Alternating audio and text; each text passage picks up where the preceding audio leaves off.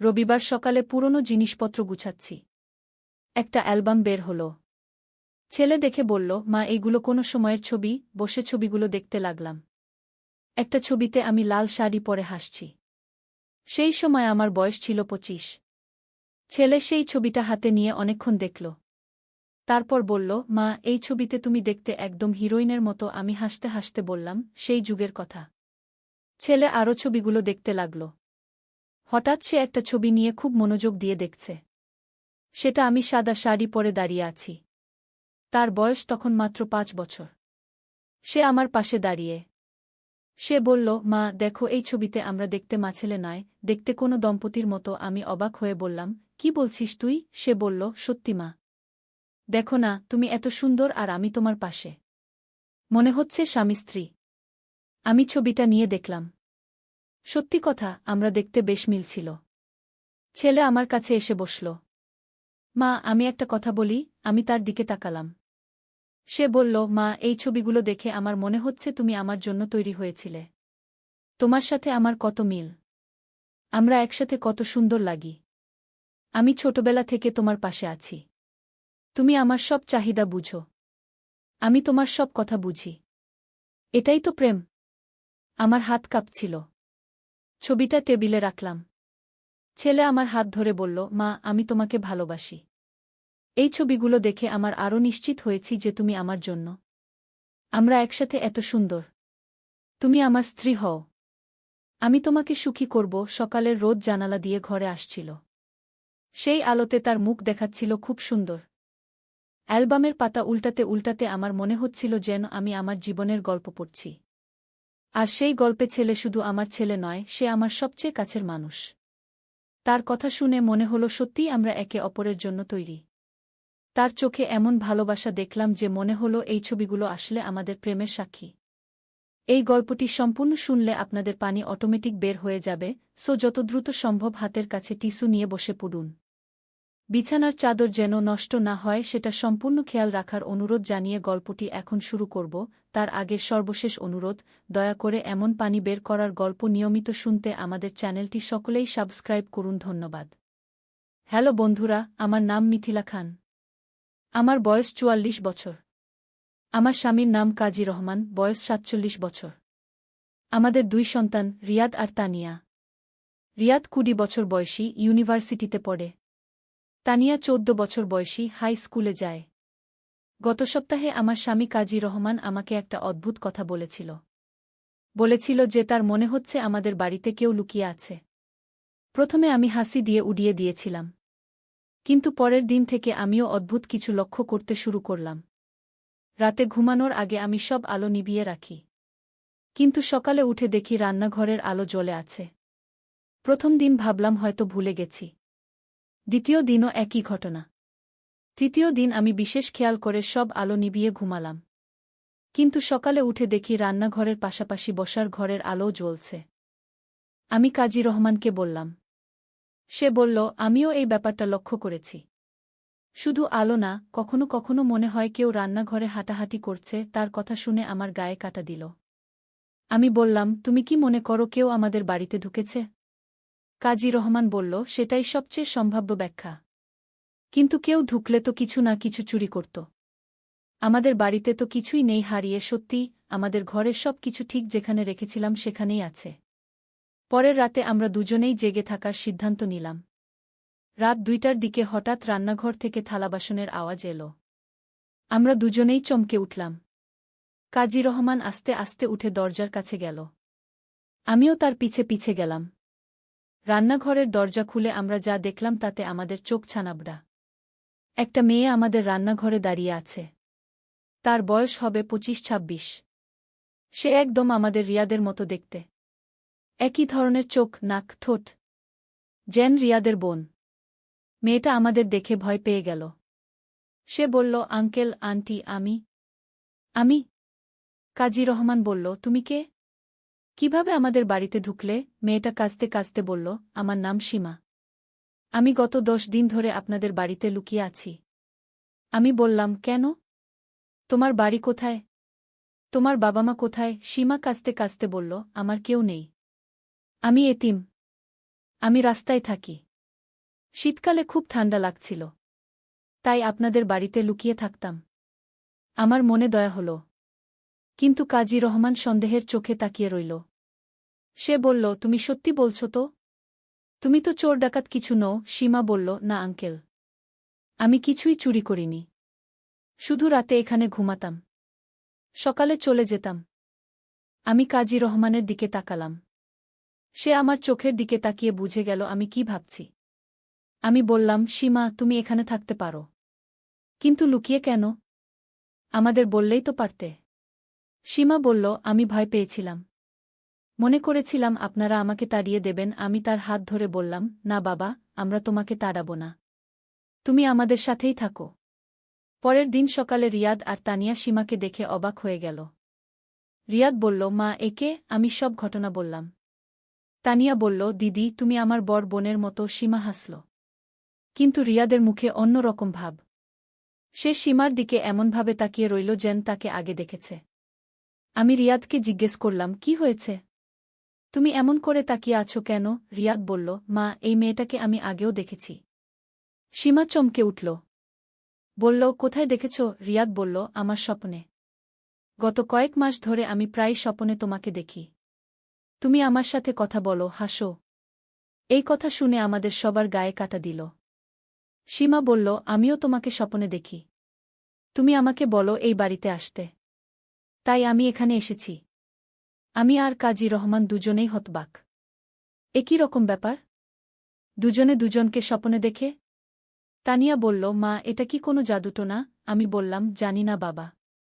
কিন্তু যাই হোক, সীমা এখন আমাদের পরিবারের অংশ। দিন যেতে লাগল। সীমা আমাদের সাথে মিশে গেল। সে খুব ভালো রান্না জানে। আমার চেয়েও ভালো। তানিয়ার পড়াশোনায় সাহায্য করে। কিন্তু রিয়াদ আর সীমার মধ্যে একটা অদ্ভুত সম্পর্ক তৈরি হল। রিয়াদ সীমার সাথে ঘণ্টার পর ঘণ্টা কথা বলে। তারা দুজনে বারান্দায় বসে থাকে। কখনো হাসে, কখনো গম্ভীর হয়ে কথা বলে। আমি লক্ষ্য করলাম রিয়াদ সীমার দিকে এমনভাবে তাকায় যেমন একজন ছেলে তার প্রেমিকার দিকে তাকায়। একদিন আমি সীমাকে জিজ্ঞেস করলাম, সীমা, তোমার আর কোনো পরিবার নেই? সীমা বলল, না আন্টি। আমি ছোটবেলায় এতিম হয়ে গেছি। তারপর থেকে একা একা বেঁচে আছি। আমি বললাম, তোমার কি কোনো বয়ফ্রেন্ড আছে? সীমা লজ্জা পেল। বলল, না আন্টি। আমার কখনো কারো সাথে প্রেম হয়নি। আমি বললাম, রিয়াদকে তুমি কেমন লাগে? সীমা আরও লজ্জা পেল। বলল, ভাই তো আন্টি। আমি বললাম, ভাই?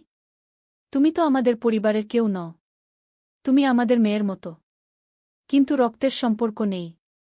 সীমা বলল, আন্টি, আমি রিয়াদকে খুব ভালোবাসি। কিন্তু আমি জানি না এটা ঠিক কি না। আমি তার হাত ধরে বললাম, প্রেম কখনো ভুল নয় বাবা। তুমি যদি রিয়াদকে ভালোবাসো আর রিয়াদ যদি তোমাকে ভালোবাসে, তাহলে সেটাই যথেষ্ট। সীমার চোখে জল এলো। বলল, আন্টি, আপনি কি আমাকে আপনার পুত্রবধূ হিসেবে মেনে নেবেন? আমি তাকে জড়িয়ে ধরলাম। বললাম, অবশ্যই বাবা। তুমি তো আমার মেয়ের মতো। সেদিন রাতে আমি কাজী রহমানকে সব বললাম। সে বলল, আমিও লক্ষ্য করেছি। রিয়াদ আর সীমার মধ্যে ভালোবাসা হয়েছে। কিন্তু একটা ব্যাপার আমার কাছে অদ্ভুত লাগছে। আমি বললাম, কি? কাজী রহমান বলল, সীমাকে দেখতে একদম আমাদের পরিবারের মতো। যেন সে আমাদের মেয়ে। পরের দিন আমি সীমার জন্মের কাগজপত্র খোঁজার সিদ্ধান্ত নিলাম। সীমা বলল যে সে কোনো কাগজপত্র নেই। কিন্তু সে জানে তার জন্ম হয়েছিল ঢাকার একটা হাসপাতালে। আমি আর কাজী রহমান সেই হাসপাতালে গেলাম। হাসপাতালের রেকর্ড ঘেঁটে আমরা সীমার জন্মের তথ্য পেলাম। কিন্তু যে তথ্য পেলাম তাতে আমাদের মাথা ঘুরে গেল। সীমার মায়ের নাম মীরা খান। আমার বোনের নাম। যে বোন 20 বছর আগে মারা গিয়েছিল। আমি হাসপাতালের ডাক্তারকে জিজ্ঞেস করলাম, এই মীরা খানের কি হয়েছিল? ডাক্তার বলল, সন্তান জন্মের পর পরই মারা গিয়েছিল। আর বাচ্চাটাকে এতিমখানায় পাঠিয়ে দেওয়া হয়েছিল। আমার মাথায় বাজ পড়ল। সীমা আমার ভাইঝি। আমার বোনের মেয়ে। আমি এতদিন জানতামই না যে মীরার একটা মেয়ে আছে। মীরা মারা যাওয়ার পর আমাদের পরিবারের সাথে তার স্বামীর সম্পর্ক খারাপ হয়ে গিয়েছিল। আমরা কেউই জানতাম না যে একটা বাচ্চা রয়ে গেছে। বাড়ি ফিরে আমি সীমাকে সব বললাম। সীমা কাঁদতে শুরু করল। বলল, মানে আমার একটা পরিবার আছে? আমি একা নই। আমি তাকে জড়িয়ে ধরে বললাম, না বাবা, তুমি একা নও। তুমি আমার ভাইঝি। আমার রক্তের সম্পর্কের মেয়ে। কিন্তু এখন একটা নতুন সমস্যা দেখা দিল। সীমা যদি আমার ভাইঝি হয় তাহলে সে রিয়াদের কাজিন বোন। তাদের মধ্যে প্রেম কি ঠিক হবে? আমি আর কাজী রহমান এই নিয়ে অনেক চিন্তা করলাম। কাজী রহমান বলল, কাজিনদের মধ্যে বিয়ে অনেক সমাজেই স্বীকৃত। আর তারা তো জানতই না যে আত্মীয়। তাদের ভালোবাসা খাঁটি। আমিও এই কথায় সায় দিলাম। আমরা রিয়াদকে সব বললাম। রিয়াদ প্রথমে অবাক হল। তারপর বলল, মা, তাহলে সীমা আপা আমার বোন? আমি বললাম, হ্যাঁ, কিন্তু তোমরা দুজনে যদি একে অপরকে ভালোবাসো তাহলে বিয়ে করতে পারো। রিয়াদ খুশি হয়ে গেল। সে বলল, মা, আমি সীমা আপাকে খুব ভালোবাসি। আমি তাকে বিয়ে করতে চাই। সীমাও একই কথা বলল। আমরা তাদের বিয়ের আয়োজন করলাম। ছোট করে, শুধু পরিবারের সদস্যরা। তানিয়া খুব খুশি হল। সে বলল, আমার একটা দিদি আর একটা ভাবি দুটোই পেলাম। বিয়ের দিন খুব সুন্দর হল। সীমা খুব সুন্দর লাগছিল। রিয়াদও খুব খুশি। কিন্তু সবচেয়ে বড় কথা, তারা দুজনেই খুব খুশি। বিয়ের পর সীমা আর রিয়াদ আলাদা একটা ফ্ল্যাটে চলে গেল। কিন্তু প্রায়ই আমাদের বাড়িতে আসে। সীমা এখন আমাদের পরিবারের একটা অবিচ্ছেদ্য অংশ। আর আমি পেয়েছি একটা মেয়ে যাকে আমি এতদিন হারিয়ে ভেবেছি। একদিন সীমা আমাকে বলল, মাম্মা, এখন সে আমাকে মাম্মা বলে ডাকে। আমার মনে হয় আম্মা আমাকে স্বপনে পথ দেখিয়ে এই বাড়িতে পাঠিয়েছে। আমি বললাম, হ্যাঁ বাবা, তোমার আম্মা চায় তুমি সুখী হও। কিছুদিন পর সীমা আমাকে বলল যে সে গর্ভবতী। আমাদের সবার খুশির আর সীমা নেই। আমি দাদিমা হব। তানিয়া ফুপি হবে। কাজী রহমান দাদা হবে। 9 মাস পর সীমার একটা ছেলে হল। তার নাম রাখা হল আয়ান। আয়ানকে দেখতে একদম রিয়াদের ছোটবেলার মতো।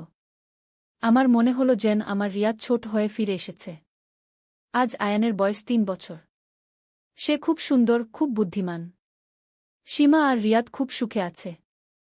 তানিয়া এখন কলেজে পড়ে। সেও একটা ছেলেকে পছন্দ করে। আমরা তার বিয়ের কথাও ভাবছি। কাজী রহমান মাঝে মাঝে বলে, জীবনটা কত অদ্ভুত। একটা মেয়ে এতিম হয়ে রাস্তায় থাকত। আর আজ সে আমাদের পরিবারের সবচেয়ে গুরুত্বপূর্ণ সদস্য। আমিও মাঝে মাঝে ভাবি, যদি সেদিন সীমাকে তাড়িয়ে দিতাম তাহলে আমরা এত সুখ পেতাম না। এখন প্রায় মনে হয় যে ভাগ্য আমাদের সবাইকে একসাথে এনেছে। সীমা যখন প্রথম আমাদের বাড়িতে এসেছিল, আমি কখনো ভাবিনি যে সে একদিন আমার পুত্রবধূ হবে, আমার নাতির মা হবে। কিন্তু জীবনে আরও অনেক রহস্য বাকি ছিল। গত মাসে আমি আমার পুরনো একটা ট্রাঙ্ক খুলেছিলাম। সেখানে আমার বোন মীরার কিছু জিনিসপত্র পেলাম। তার মধ্যে একটা ডায়েরি ছিল। সেই ডায়েরিতে মীরা লিখেছিল যে তার একটা মেয়ে হবে। আর সে চায় তার মেয়ে যেন আমাদের পরিবারের সাথে থাকে। মীরা তার ডায়েরিতে আরও লিখেছিল যে তার মেয়ে হবে খুব সুন্দর, খুব গুণবতী। আর তার মেয়ে আমার ছেলেকে বিয়ে করবে। এই কথা পড়ে আমার গায়ে কাটা দিল। মীরা কিভাবে জানল যে তার মেয়ে আমার ছেলেকে বিয়ে করবে? আমি সীমাকে এই ডায়েরি দেখালাম। সীমা পরে কাঁদতে শুরু করল। বলল, মাম্মা, আম্মা সব জানত। আম্মা আমার জন্য সব ঠিক করে গেছে। আমিও কাঁদলাম। আমার বোন এত দূরদর্শী ছিল। রিয়াদ ডায়েরিটা পড়ে বলল, মা, মনে হচ্ছে খালাম্মা আমাদের ভবিষ্যৎ দেখতে পেত। আমি বললাম, হ্যাঁ বাবা, তোমার খালাম্মার অনেক অদ্ভুত ক্ষমতা ছিল। এই ঘটনার পর আমাদের পরিবারে আরও একটা রহস্যজনক ঘটনা ঘটল। তানিয়া একদিন স্কুল থেকে ফিরে বলল যে তার ক্লাসে একটা নতুন মেয়ে এসেছে। তার নাম রিমা। রিমা দেখতে একদম আমার মতো। তানিয়া বলল, মা, রিমা দিদিকে দেখে মনে হচ্ছে তুমি ছোট হয়ে গেছ। আমি কৌতূহলী হয়ে তানিয়াকে বললাম রিমাকে একদিন বাড়িতে নিয়ে আসতে। তানিয়া পরের দিন রিমাকে নিয়ে এলো। রিমাকে দেখে আমি অবাক হয়ে গেলাম। সত্যিই সে দেখতে একদম আমার মতো। যেন আমার আরেকটা মেয়ে। রিমার সাথে কথা বলে জানলাম যে তার বাবা মায়ের নাম কমল দাস আর গীতা দাস। কমল দাস নামটা শুনে আমার মাথায় কিছু একটা খেলে গেল। আমার মনে পড়ল আমাদের স্কুলে কমল দাস নামে একটা ছেলে ছিল। সে আমাকে প্রেম করত। কিন্তু আমি তাকে প্রত্যাখ্যান করেছিলাম। আমি রিমাকে জিজ্ঞেস করলাম, তোমার বাবা কি আমাকে চেনে? রিমা বলল, হ্যাঁ আন্টি। বাবা বলে আপনাকে স্কুলে দেখেছে। আপনি নাকি খুব সুন্দর ছিলেন। আমি বুঝে গেলাম যে রিমার বাবা সেই কমল দাস। আমি রিমার মায়ের কথা জিজ্ঞেস করলাম। রিমা বলল, মা অসুস্থ। তার ক্যান্সার হয়েছে। ডাক্তার বলেছে বেশি দিন বাঁচবে না। আমার মনে দয়া হল। আমি বললাম, তোমার মায়ের সাথে আমার দেখা করা দরকার। পরের দিন আমি রিমার বাড়িতে গেলাম। গীতা দাসকে দেখে মনে হলো যেন আমি নিজেকে দেখছি। কিন্তু গীতা খুব অসুস্থ, খুব দুর্বল। কমল দাস আমাকে দেখে অবাক হয়ে গেল। বলল, মিথিলা, তুমি এখানে কেন? আমি বললাম, তোমার মেয়ে আমার মেয়ের বন্ধু। আমি তোমার স্ত্রীকে দেখতে এসেছি। গীতা আমার হাত ধরে বলল, আমি জানি আমার বেশি দিন নেই। আমার একটা অনুরোধ। আমার মেয়ে রিমাকে দেখাশোনা করবে? আমি তার হাত ধরে বললাম, অবশ্যই। রিমা আমার মেয়ের মতো। গীতা কাঁদতে শুরু করল। বলল, আমি জানি তুমি ভালো মানুষ। কমল সবসময় তোমার কথা বলে। 2 সপ্তাহ পর গীতা দাস মারা গেল। রিমা একদম একা হয়ে গেল। কমল দাস তার কাজের জন্য বিদেশে যায়। রিমাকে একা রাখতে পারল না। সে আমার কাছে এসে অনুরোধ করল রিমাকে রাখতে। আমি রিমাকে আমাদের বাড়িতে নিয়ে এলাম। তানিয়া খুব খুশি হল। এখন তার একটা বোন হল। সীমাও রিমাকে খুব পছন্দ করল। রিয়াদ বলল, মা, আমাদের পরিবার দিন দিন বড় হচ্ছে। রিমা আমাদের সাথে থাকতে শুরু করল। সে খুব ভালো মেয়ে, খুব পড়াশোনায় ভালো। কিন্তু একটা ব্যাপার আমি লক্ষ্য করলাম। রিমা আর আয়ানের মধ্যে খুব ভাব। আয়ান যখনই রিমাকে দেখে দৌড়ে গিয়ে তার কোলে ওঠে। রিমাও আয়ানকে খুব আদর করে। একদিন রিমা আমাকে বলল, আন্টি, আয়ানকে দেখলে মনে হয় আমার ছোট ভাই। কিন্তু আমার তো কোনো ভাই নেই। আমি বললাম, এখন তো আছে। আয়ান তোমার ভাইয়ের মতো। সময় যেতে লাগল। রিমা আমাদের পরিবারের একটা অংশ হয়ে গেল। তানিয়া আর রিমা 2 বোনের মতো থাকে। সীমা রিমাকে খুব স্নেহ করে। আর আয়ান তো রিমার পিছে পিছে ঘোরে সারাদিন। কিন্তু একদিন আরেকটা অদ্ভুত ঘটনা ঘটল। রিমার বাবা কমল দাস বিদেশ থেকে ফিরে এল। সে আমার কাছে এসে বলল, মিথিলা, আমি তোমাকে বিয়ে করতে চাই। আমি অবাক হয়ে বললাম, কি বলছো তুমি? তুমি পাগল হয়ে গেছ? কমল বলল, না, আমি ঠিক আছি। আমি এতদিন তোমাকে ভুলতে পারিনি। গীতাকে বিয়ে করেছিলাম, কিন্তু তোমাকে ভালোবাসা কমেনি। আমি রেগে গিয়ে বললাম, তুমি কি বলছ? আমার স্বামী আছে, সংসার আছে। আর তুমি এখন বিধুর। তোমার মাথা ঠিক নেই। কমল বলল, আমি জানি এটা ভুল। কিন্তু আমি তোমাকে ছাড়া থাকতে পারব না। আমি কাজী রহমানকে সব বললাম। কাজী রহমান রেগে গেল। বলল, কমল দাস পাগল হয়ে গেছে। তাকে বোঝাতে হবে। আমি বললাম, কিন্তু রিমার কি হবে? সে তো আমাদের কাছে থাকে। কাজী রহমান বলল, রিমা থাকবে। কিন্তু কমল দাসকে বুঝতে হবে যে সে ভুল করছে। আমরা কমল দাসের সাথে কথা বললাম। কিন্তু সে কিছুতেই মানল না। শেষে আমি রিমাকে সব বললাম। রিমা কাঁদতে শুরু করল। বলল, আন্টি, আমার বাবা কেন এমন করছে? আমি লজ্জিত। আমি তাকে জড়িয়ে ধরে বললাম, তুমি লজ্জিত হওয়ার কিছু নেই। তোমার বাবার ভুল। রিমা বলল, আন্টি, আমি আর বাবার কাছে যাব না। আমি আপনাদের সাথেই থাকব। আমি বললাম, তুমি আমাদের সাথেই থাকবে। তুমি আমার মেয়ে। কমল দাস বুঝতে পারল যে রিমা তার কাছে যাবে না। সে হাল ছেড়ে দিয়ে আবার বিদেশে চলে গেল। রিমা আমাদের সাথে থেকে গেল। এখন রিমার বয়স 18 বছর। সে কলেজে পড়ে। খুব মেধাবী ছাত্রী। তানিয়ার সাথে খুব ভাব। সীমা আর রিয়াদ তাকে ছোট বোনের মতো দেখে। আর আয়ান তো রিমার পিছে পিছে ঘোরে সারাদিন। আমি মাঝে মাঝে ভাবি, জীবনটা কত অদ্ভুত। প্রথমে সীমা এলো। তারপর রিমা এলো। দুজনেই আমাদের পরিবারের অংশ হয়ে গেল। আমার মনে হয় এটাই নিয়তি। কিন্তু আরেকটা রহস্যজনক ঘটনা ঘটল গত মাসে। রিমা একদিন আমাকে বলল, আন্টি, আমি একটা অদ্ভুত স্বপন দেখি। আমি দেখি একটা বৃদ্ধ মহিলা আমার কাছে আসে। বলে আমি যেন আয়ানকে দেখাশোনা করি। আমি অবাক হয়ে বললাম, কেমন দেখতে সেই মহিলা? রিমা বলল, আপনার মতো দেখতে। কিন্তু অনেক বৃদ্ধ। আমার মনে হলো সেই মহিলা হয়তো আমার মা। আমার মা মারা গিয়েছে 10 বছর আগে। আমি রিমাকে আমার মায়ের ছবি দেখালাম। রিমা দেখে বলল, হ্যাঁ, এই মহিলাই। তিনি আমার স্বপনে আসেন। আমার গায়ে কাটা দিল। আমার মা কেন রিমার স্বপনে আসছে? আমি সীমাকে এই কথা বললাম। সীমা বলল, মাম্মা, আমারও মনে হয় দাদিমা আমাদের দেখাশোনা করছে। আমিও কখনো কখনো দাদিমাকে স্বপনে দেখি। আমি বললাম, কি বলে দাদিমা? সীমা বলল, বলে আমরা সবাই যেন ভালো থাকি। আর আয়ানকে যেন ভালো মানুষ করি। এই সব ঘটনার পর আমার মনে হচ্ছে আমাদের পরিবারের উপর কোনো অদৃশ্য শক্তির আশীর্বাদ আছে। আমার বোন মীরা, আমার মা, তারা হয়তো আমাদের দেখাশোনা করছে। আজ আয়ানের বয়স 5 বছর। সে খুব বুদ্ধিমান, খুব সুন্দর।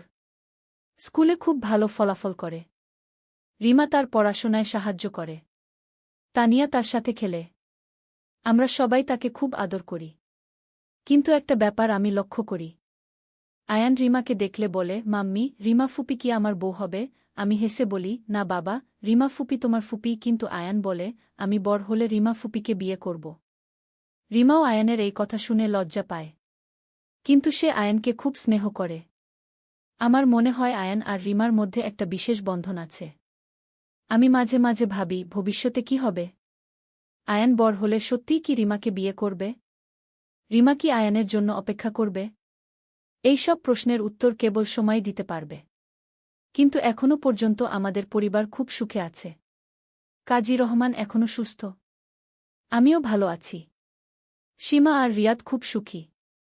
তানিয়া কলেজে ভালো ফলাফল করছে। রিমা আমাদের সবার প্রিয়। আর আয়ান আমাদের সবার চোখের মণি। আমি আল্লাহর কাছে প্রার্থনা করি যেন আমাদের এই সুখ চিরকাল থাকে। যেন আমরা সবাই একসাথে থাকতে পারি। আর যেন আয়ান বড় হয়ে একটা ভালো মানুষ হয়। আজকে এই গল্প এখানেই শেষ করছি। কিন্তু আমাদের জীবনের গল্প এখনও চলমান। প্রতিদিন নতুন কিছু না কিছু ঘটে। কখনো খুশির, কখনো দুঃখের।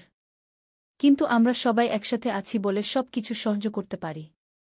আমার বিশ্বাস, ভালোবাসা আর পরিবারের বন্ধনই জীবনের সবচেয়ে বড় শক্তি। আমাদের পরিবারে যে ভালোবাসা আছে, যে একতা আছে, তাই আমাদের সব সমস্যার সমাধান করে দেয়। আর যেসব মানুষ আমাদের ছেড়ে চলে গেছে, যেমন আমার বোন মীরা, আমার মা, তারা হয়তো আকাশ থেকে আমাদের দেখাশোনা করছে। তাদের আশীর্বাদেই আমরা এত সুখে আছি। আমি সব শুনুদের জানাই, পরিবারকে ভালোবাসুন। আপনাদের কাছের মানুষদের দেখাশোনা করুন। কারণ জীবনে পরিবারই সবচেয়ে গুরুত্বপূর্ণ। অর্থ, খ্যাতি, সব কিছুর চেয়ে পরিবার বড়। আর যারা এতিম, যাদের কোনো পরিবার নেই, তাদের সাহায্য করুন। কারণ আপনি জানেন না, হয়তো সেই এতিম শিশুটি একদিন আপনার পরিবারের অংশ হয়ে যেতে পারে। যেমন সীমা আর রিমা আমাদের পরিবারের অংশ হয়েছে। জীবন অনিশ্চিত। কিন্তু ভালোবাসা চিরকাল থাকে। পরিবারের বন্ধন কখনো ছিঁড়ে না। এই বিশ্বাস নিয়েই আমি প্রতিদিন বেঁচে আছি। আর আমার নাতি আয়ান যখন বড় হবে, তখন হয়তো সেও তার নিজের পরিবার করবে। তার সন্তান হবে। আর আমি প্রপিতামহী হব। জীবনের চক্র এভাবেই চলতে থাকবে। আর আমাদের এই ভালোবাসার গল্প প্রজন্মের পর প্রজন্ম চলতে থাকবে। আল্লাহ আমাদের সবাইকে ভালো রাখুন। আমাদের পরিবারে যেন সবসময় শান্তি থাকে। আর যারা এই গল্প শুনেছেন, তাদের পরিবারেও যেন সুখ শান্তি থাকে। সত্যের সন্ধানে, একটি ইসলামিক গল্প। প্রথম অধ্যায়, সন্ধ্যার আজান। সূর্য পশ্চিম আকাশে হেলে পড়েছে। মসজিদের মিনার থেকে মধুর আজানের ধ্বনি ভেসে আসছে। একটি ছোট্ট গ্রামে নদীর পাড়ে বসে একজন যুবক গভীর চিন্তায় মগ্ন। তার মনে হাজারো প্রশ্ন ঘুরপাক খাচ্ছে। জীবনের অর্থ কি? আল্লাহর সান্নিধ্য কিভাবে পাওয়া যায়? কেন মানুষের জীবনে এত কষ্ট? যুবকটি একটি ধার্মিক পরিবারে বড় হয়েছে। তার বাবা গ্রামের ইমাম ছিলেন। ছোটবেলা থেকেই সে নামাজ কালাম শিখেছে। কোরআন তেলাওয়াত করতে পারে সুন্দর গলায়। কিন্তু তবুও মনের গভীরে একটা অতৃপ্তি থেকে যায়। মনে হয় যেন আরও কিছু জানার বাকি আছে, আরও কিছু বোঝার আছে।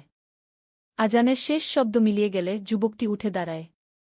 মসজিদের দিকে হাঁটতে শুরু করে। পথে দেখে একজন বয়স্ক ব্যক্তি রাস্তার পাশে বসে কাঁদছেন। যুবকটি থমকে দাঁড়ায়। কাছে গিয়ে জিজ্ঞেস করে, চাচা, আপনার কি হয়েছে? কেন কাঁদছেন? বৃদ্ধ লোকটি মুখ তুলে তাকায়। তার চোখে অগ্নিস্ফুলিঙ্গ। বাবা, আমার ছেলে আজকে আমাকে ঘর থেকে বের করে দিয়েছে।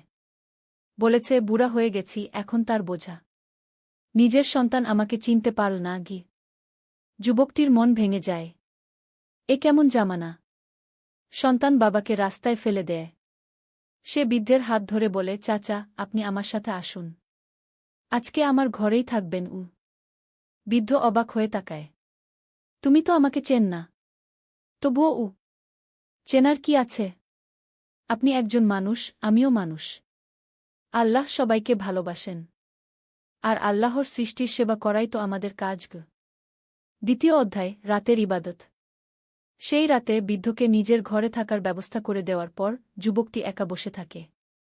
রাতের নিস্তব্ধতায় মনে হয় যেন পৃথিবীর সব শব্দ থেমে গেছে। শুধু মনের কথোপকথন চলতে থাকে। সে ভাবে আজকে যে ঘটনাটি ঘটল এটা কি কোনো ইশারা? আল্লাহ কি তাকে কিছু শেখাতে চাইছেন? তার মনে পড়ে হজরত রাসূল এর একটি হাদিস, যে ব্যক্তি মানুষের প্রতি দয়া করে না, আল্লাহ তার প্রতি দয়া করেন না। মাঝরাতে সে তাহাজ্জুদের নামাজে দাঁড়ায়। দীর্ঘ সিজদা আল্লাহর কাছে কান্নাকাটি করে। হে আল্লাহ, আমি তোমার পথ খুঁজছি। আমাকে সঠিক পথ দেখাও। আমার অন্তরে তোমার ভালোবাসা ঢেলে দাও। নামাজের পর বসে কোরআন তেলাওয়াত করতে থাকে। হঠাৎ একটি আয়াত তার মনের গভীরে প্রভাব ফেলে, যে ব্যক্তি একটি প্রাণ বাঁচাল সে যেন সমগ্র মানবজাতিকে বাঁচাল। এই আয়াতটি পড়ার পর যুবকটির মনে একটি নতুন উপলব্ধি জন্মায়। সে বুঝতে পারে আল্লাহের সান্নিধ্য পেতে হলে শুধু নামাজ রোজা করলেই হবে না। মানুষের সেবা করতে হবে। দুঃখীদের পাশে দাঁড়াতে হবে। তৃতীয় অধ্যায়, সকালের আলো। ফজরের নামাজের পর যুবকটি বৃদ্ধের খোঁজ নেয়। দেখে তিনি একা বসে কাঁদছেন। কাছে গিয়ে জিজ্ঞেস করে, চাচা, কি ব্যাপার? আবার কাঁদছেন কেন? বাবা, আমি ভাবছিলাম আমার মতো একটা বুড়া মানুষের জন্য তুমি এত কষ্ট করছ। আমার নিজের ছেলেই যেখানে আমাকে চায় না সেখানে তুমি যুবকটি বৃদ্ধের কাঁধে হাত রেখে বলে, চাচা, এসব কথা বলবেন না। আপনি আমার বাবার সমান। আর একটা কথা মনে রাখবেন, মানুষ ভুল করে, কিন্তু আল্লাহ কখনো ভুল করেন না। তিনি আপনাকে আমার কাছে পাঠিয়েছেন, এটাও একটা হেকমত। সেই দিন থেকে যুবকটির জীবনে একটা নতুন অধ্যায় শুরু হয়। সে প্রতিদিন গ্রামের দরিদ্র মানুষদের খোঁজ নেয়। কারো ঔষধ কিনে দেয়, কারো খাবারের ব্যবস্থা করে। অসুস্থদের হাসপাতালে নিয়ে যায়। একদিন সে দেখে একটি ছোট মেয়ে রাস্তার পাশে বসে আছে। তার পাশে একজন মহিলা শুয়ে আছেন। মেয়েটি কাঁদছে। যুবকটি কাছে গিয়ে দেখে মহিলাটি অজ্ঞান। তাড়াতাড়ি তাকে হাসপাতালে নিয়ে যায়। ডাক্তার জানায় মহিলাটির খুব জ্বর। অনেকদিন ধরে কিছু খায়নি বলে শরীর দুর্বল। যুবকটি সব চিকিৎসার খরচ দেয়। কয়েকদিন পর মহিলাটি সুস্থ হয়ে ওঠেন। চতুর্থ অধ্যায়, বিপদের মুখোমুখি। যুবকটির এসব কাজে গ্রামের অনেকেই খুশি। কিন্তু কিছু মানুষ তাকে নিয়ে কথা বলে। তারা বলে, এই ছেলে বেশি বেশি দান খরাত করে। নিশ্চয়ই লোক দেখানো কাজ। এসব কথা যুবকটির কানেও পৌঁছায়। কিন্তু সে মোটেও মন খারাপ করে না। বরং আরও বেশি গোপনে দানখরাত করতে শুরু করে। কোরআনের একটি আয়াত তার মনে থাকে, যদি তোমরা প্রকাশ্যে দান কর তাহলেও ভালো। আর যদি গোপনে দরিদ্রদের দান কর তাহলে তা তোমাদের জন্য আরও ভালো। একদিন যুবকটির বাবা তাকে ডেকে বলেন, বাবা, তোর এসব কাজকর্ম দেখে আমার গর্ব হয়। কিন্তু একটা কথা মনে রাখবি, আল্লাহর রাস্তায় চলতে গেলে অনেক বিপদ আসবে। শয়তান তোকে নানাভাবে পরীক্ষা করবে। বাবার কথা সত্যি হল। কিছুদিন পর যুবকটির ব্যবসায় বড় ক্ষতি হয়। এতদিন যে টাকা দিয়ে দানখরাত করত সেই টাকাই শেষ। এখন নিজের খাওয়ার টাকা নেই। এই কঠিন সময়ে যুবকটির মনে প্রশ্ন জাগে, সে কি ভুল করেছে? আল্লাহ কি তার উপর নারাজ? একদিন রাতে সে অনেক কান্নাকাটি করে নামাজ পড়ে। আল্লাহর কাছে সাহায্য চায়। পরদিন সকালে এক আজব ঘটনা ঘটে। যে বৃদ্ধকে সে ঘরে রেখেছিল তিনি একটা থলি নিয়ে আসেন। বাবা, এই টাকা তোর। আমি সারা জীবন জমিয়ে রেখেছিলাম। তুই আমার জীবন বাঁচিয়েছিস। এখন এই টাকা তোর কাজে লাগবে। যুবকটি অবাক। চাচা, এটা আমি নিতে পারি না। এটা আপনার সারা জীবনের সঞ্চয়। বাবা, এই টাকা দিয়ে আমি কি করব? আল্লাহ তোর মাধ্যমে আমাকে বাঁচিয়েছেন। এখন তোর বিপদে আমি পাশে না থাকলে কি মুখ দেখাব আল্লাহকে? পঞ্চম অধ্যায়, স্বপ্নের ইশারা। সেই রাতে যুবকটি একটি অদ্ভুত স্বপ্ন দেখে। স্বপ্নে দেখে একটি বিশাল বাগানের মধ্যে সে হাঁটছে। চারদিকে ফুলের সুগন্ধ, পাখির কিচিরমিচির শব্দ। হঠাৎ একটি উজ্জ্বল আলো দেখা দেয়।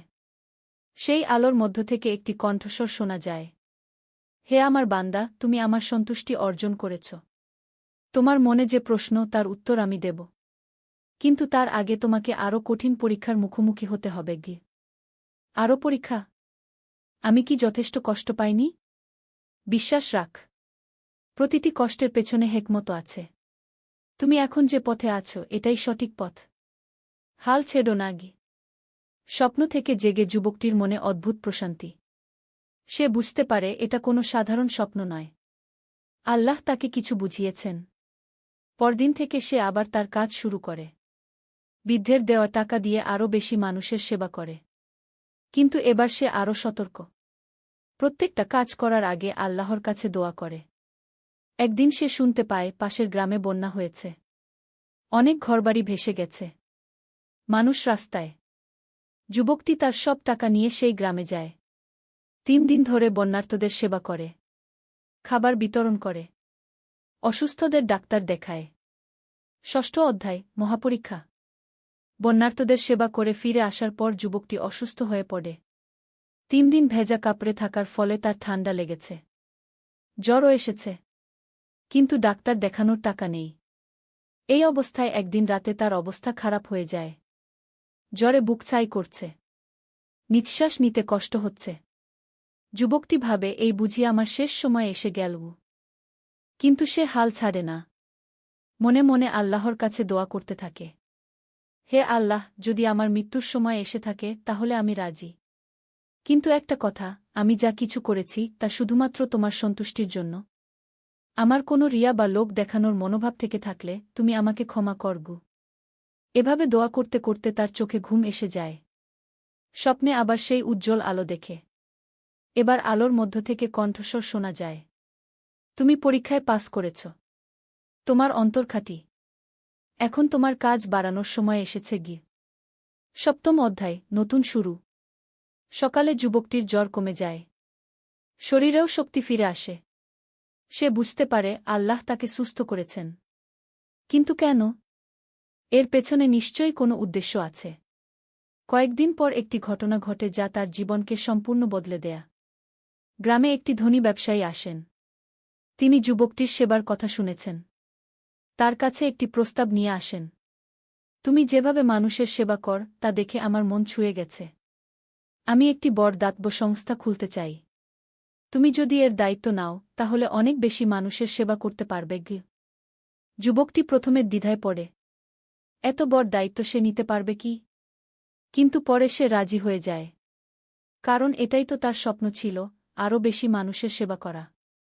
সংস্থা চালু হওয়ার পর যুবকটি দেখে আসলেই অনেক বেশি মানুষের উপকার হচ্ছে। গ্রামে একটি হাসপাতাল হয়েছে। একটি স্কুল হয়েছে। দরিদ্র মেয়েদের জন্য কারিগরি প্রশিক্ষণের ব্যবস্থা হয়েছে। কিন্তু এসবের মধ্যেই যুবকটি আল্লাহর কথা ভুলে যায় না। প্রতিদিন তাহাজ্জুদ পড়ে। কোরআন তেলাওয়াত করে। আল্লাহর কাছে দোয়া করে যেন তার মনে রিয়া না আসে। 8ম অধ্যায় নতুন চ্যালেঞ্জ। দাতব্য সংস্থা চালু হওয়ার কয়েক মাস পর যুবকটি দেখে কিছু কর্মচারী দুর্নীতি করছে। তারা দরিদ্রদের জন্য বরাদ্দ টাকা নিজেদের পকেটে ভরছে। এটা দেখে যুবকটির মন খারাপ হয়। সে ঠিক করে এসব বন্ধ করতে হবে। কঠোর হাতে দুর্নীতিবাজদের শাস্তি দিতে হবে। কিন্তু এ কাজ করতে গিয়ে তাকে অনেকের শত্রুতার সম্মুখীন হতে হয়। যারা দুর্নীতি করত তারা তার বিরুদ্ধে ষড়যন্ত্র শুরু করে। একদিন পুলিশ এসে যুবকটিকে গ্রেফতার করে।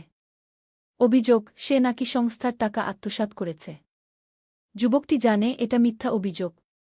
কিন্তু প্রমাণ করার উপায় নেই। জেলে বসে যুবকটির মনে আবার সেই পুরানো প্রশ্ন জাগে। সে কি ভুল পথে? আল্লাহ কি তার উপর নারাজ? কিন্তু এবার সে হতাশ হয় না। বরং আরও বেশি নামাজ পড়ে। কোরআন তেলাওয়াত করে। জেলের অন্য কয়েদিরা তাকে দেখে অবাক হয়। এত বিপদেও সে কিভাবে এত শান্ত থাকে? যুবকটি তাদের বলে, আল্লাহর উপর ভরসা রাখলে কোনো বিপদই বড় মনে হয় না গি। 9ম অধ্যায় সত্যের বিজয়। জেলে থাকার 2 মাস পর একটি অলৌকিক ঘটনা ঘটে। যে বৃদ্ধকে যুবকটি একসময় সাহায্য করেছিল তিনি সত্যি ঘটনা জানতে পেরে আদালতে সাক্ষ্য দেন। তিনি প্রমাণ করেন যে যুবকটি নিজের টাকা খরচ করে মানুষের সেবা করত। তাকে মিথ্যা মামলায় ফাঁসানো হয়েছে। আদালত যুবকটিকে নির্দোষ বলে রায় দেয়া। তাকে মুক্তি দেওয়া হয়। কিন্তু এত কিছুর পরও যুবকটি যারা তার বিরুদ্ধে ষড়যন্ত্র করেছিল তাদের প্রতি কোনো রাগ রাখে না। বরং তাদের ক্ষমা করে দেয়। মুক্তি পাওয়ার পর যুবকটি আবার তার কাজে ফিরে যায়। কিন্তু এবার সে আরও সাবধান। সৎ লোকদের সাথে নিয়ে কাজ করে। দুর্নীতির বিরুদ্ধে কঠোর ব্যবস্থা নেয়া। কিছুদিনের মধ্যেই দাতব্য সংস্থা আগের চেয়েও ভালো কাজ করতে শুরু করে। আরও বেশি মানুষের উপকার হয়। গ্রামের চেহারাই বদলে যায়। দরিদ্রতা কমে আসে। শিক্ষার হার বাড়ে। 10ম অধ্যায়, জীবনের উপলব্ধি। এভাবে কয়েক বছর চলার পর যুবকটি একদিন বসে ভাবে, জীবনে তার কত পরিবর্তন হয়েছে। ছোটবেলায় যে প্রশ্নগুলো তার মনে ছিল সেগুলোর উত্তর এখন সে পেয়ে গেছে। জীবনের অর্থ কি? সেবা করা, মানুষের উপকার করা, আল্লাহর সৃষ্টির প্রতি ভালোবাসা দেখানো। আল্লাহর সান্নিধ্য কিভাবে পাওয়া যায়? শুধু নামাজ কালাম নয়, মানুষের কাজেও আসতে হয়। দুঃখীদের দুঃখ দূর করতে হয়। কেন মানুষের জীবনে কষ্ট আসে? এটা পরীক্ষা। আল্লাহ দেখেন কে তার বিপদে ধৈর্য ধরে, কে তাকে ভুলে যায় না। যুবকটি এখন আর আগের মতো নয়। তার চুলে পাক ধরেছে, চেহারায় অভিজ্ঞতার ছাপ, কিন্তু মনটা আগের মতোই পবিত্র, আল্লাহর প্রতি ভালোবাসায় ভরা। সে এখন গ্রামের মানুষের কাছে একটি আদর্শ। ছোট ছেলেমেয়েরা তাকে দেখে অনুপ্রেরণা পায়। বয়স্করা তার কাছে পরামর্শ নিতে আসে। 11 অধ্যায়, নতুন প্রজন্মের দায়িত্ব। একদিন যুবকটি, এখন আর যুবক নয়, মধ্যবয়স্ক দেখে গ্রামের কয়েকটি তরুণ তার কাছে এসেছে। তারা বলে, চাচা, আমরাও আপনার মতো মানুষের সেবা করতে চাই। কিন্তু কোথা থেকে শুরু করব? এই প্রশ্ন শুনে তার মনে পড়ে যায় নিজের যুবকালের কথা। সেও তো একসময় এমনি হাঁটতে বেরিয়েছে, পথ খুঁজেছে। সে তরুণদের বলে, তোমরা প্রথমে নিজেদের অন্তর পরিষ্কার কর, নামাজ কালাম ঠিক রাখ, তারপর চোখ খুলে চারপাশে তাকাও। দেখবে হাজারো মানুষের সাহায্যের প্রয়োজন। ছোট থেকে শুরু কর। একটি মানুষের উপকার কর, আল্লাহ তোমাদের আরও সুযোগ দেবেন। তরুণরা তার কথা মনোযোগ দিয়ে শোনে। তারা একটি দল গঠন করে। নাম দেয় কুসেবা সংঘও। প্রতি শুক্রবার তারা গ্রামের দরিদ্র পরিবারগুলোর খোঁজ নেয়। অসুস্থদের দেখতে যায়। পড়াশোনায় পিছিয়ে পড়া ছেলে মেয়েদের পড়ায়। এই কাজে তাদের উৎসাহ দেখে মধ্যবয়স্ক লোকটির, আগের যুবক, মন আনন্দে ভরে যায়। সে ভাবে, আলহামদুলিল্লাহ, আল্লাহ আমার কাজকে এগিয়ে নিয়ে যাওয়ার জন্য নতুন মানুষ পাঠিয়েছেন। 12 অধ্যায়, পরীক্ষার নতুন রূপ। কিন্তু জীবনে পরীক্ষা কখনো শেষ হয় না। মধ্যবয়স্ক লোকটির উপর এসে পড়ে নতুন বিপদ। তার স্ত্রী গুরুতর অসুস্থ হয়ে পড়েন। ক্যান্সার ধরা পড়েছে। ডাক্তাররা বলছে অপারেশন করাতে হবে। কিন্তু খরচ অনেক। এতদিন সে অন্যদের সাহায্য করেছে। এখন নিজের সময় এলে সে কি করবে? দাতব্য সংস্থার টাকা তো নিজের কাজে ব্যবহার করা যায় না। এই কঠিন সময়ে তার মনে হতাশা আসে। কিন্তু সে আল্লাহর উপর ভরসা রাখে। প্রতিদিন তাহাজ্জুদে উঠে স্ত্রীর সুস্থতার জন্য দোয়া করে। একদিন অলৌকিক ঘটনা ঘটে। যে তরুণদল সে গড়েছিল তারা সবাই মিলে অপারেশনের টাকা সংগ্রহ করে। শুধু তারাই নয়, গ্রামের সব মানুষ যার যা সাধ্য সেই অনুযায়ী সাহায্য করে। চাচা, আপনি আমাদের সবার বাবার মতো। আপনার বিপদে আমরা পাশে না থাকলে কেমন হয়? তরুণদের এই কথা শুনে তার চোখে জল এসে যায়। অপারেশন সফল হয়। স্ত্রী সুস্থ হয়ে ওঠেন। এই ঘটনার পর লোকটি আরও গভীরভাবে উপলব্ধি করে, দেওয়াতেই পাওয়া। সে যা দিয়েছিল, আল্লাহ তার চেয়েও বেশি ফিরিয়ে দিয়েছেন। 13 অধ্যায়, জ্ঞানের সন্ধান। স্ত্রী সুস্থ হওয়ার পর লোকটি ভাবে তাকে আরও জ্ঞান অর্জন করতে হবে। শুধু সেবা করলেই হবে না, মানুষকে সঠিক পথও দেখাতে হবে। সে দিনই ইলম অর্জনের জন্য শহরের একটি মাদ্রাসায় ভর্তি হয়। সেখানে কোরআন হাদিসের গভীর অধ্যয়ন করে। আরবি ভাষা শেখে। ইসলামের ইতিহাস পড়ে। মাদ্রাসায় তার সাথে পরিচয় হয় এক বয়স্ক আলেমের সাথে। তিনি লোকটির আন্তরিকতা দেখে খুশি হন। একদিন বলেন, তুমি ঠিক পথে আছ। কিন্তু মনে রেখ, জ্ঞান অর্জনের উদ্দেশ্য হতে হবে আল্লাহর সন্তুষ্টি। যদি লোক দেখানোর জন্য বা নিজেকে বড় প্রমাণ করার জন্য জ্ঞান অর্জন কর, তাহলে সেই জ্ঞান তোমার জন্য অভিশাপ হবে। এই কথা শুনে লোকটি আরও সতর্ক হয়ে যায়। সে আল্লাহর কাছে দোয়া করে যেন তার মনে অহংকার না আসে। 2 বছর অধ্যয়নের পর সে গ্রামে ফিরে আসে। এখন তার জ্ঞানের সাথে সাথে বাস্তব অভিজ্ঞতাও আছে। সে গ্রামে একটি ছোট মক্তব খোলে। ছেলেমেয়েদের কোরআন শেখায়। বড়দের ইসলামের প্রকৃত শিক্ষা দেয়। তার শিক্ষায় কোনো কঠোরতা নেই। সবকিছু ভালোবাসা আর দয়ার সাথে বোঝায়। ফলে মানুষ তার কাছ থেকে ইসলাম শিখতে আগ্রহী হয়। 14 অধ্যায়, বিশ্বাসের দ্বন্দ্ব। একদিন গ্রামে একটি অন্য ধর্মের পরিবার আসে। তাদের ধর্মীয় বিশ্বাস আলাদা। গ্রামের কিছু মানুষ তাদের নিয়ে নেগেটিভ কথাবার্তা বলতে শুরু করে। লোকটি এই অবস্থা দেখে চিন্তিত হন। সে মনে করে ইসলাম তো সকল মানুষের প্রতি দয়া আর ভালোবাসার শিক্ষা দেয়, কাউকে ঘৃণা করার শিক্ষা দেয় না। সে সিদ্ধান্ত নেয় নতুন পরিবারটির সাথে দেখা করার। তাদের বাড়িতে গিয়ে দেখে তারা খুবই ভালো মানুষ, সৎ, পরিশ্রমী। তাদের সাথে কথা বলে বুঝতে পারে তারা শুধু ধর্মের দিক থেকে আলাদা, মানবিক গুণাবলীর দিক থেকে একই। লোকটি তাদের সাথে বন্ধুত্ব করে। তাদের যখন কোনো সাহায্যের প্রয়োজন হয় সে এগিয়ে যায়। এই দেখে গ্রামের অন্য মানুষেরা অবাক হয়। একদিন কেউ তাকে জিজ্ঞেস করে, আপনি তো মুসলমান, তাহলে অন্য ধর্মের মানুষদের এত সাহায্য করেন কেন?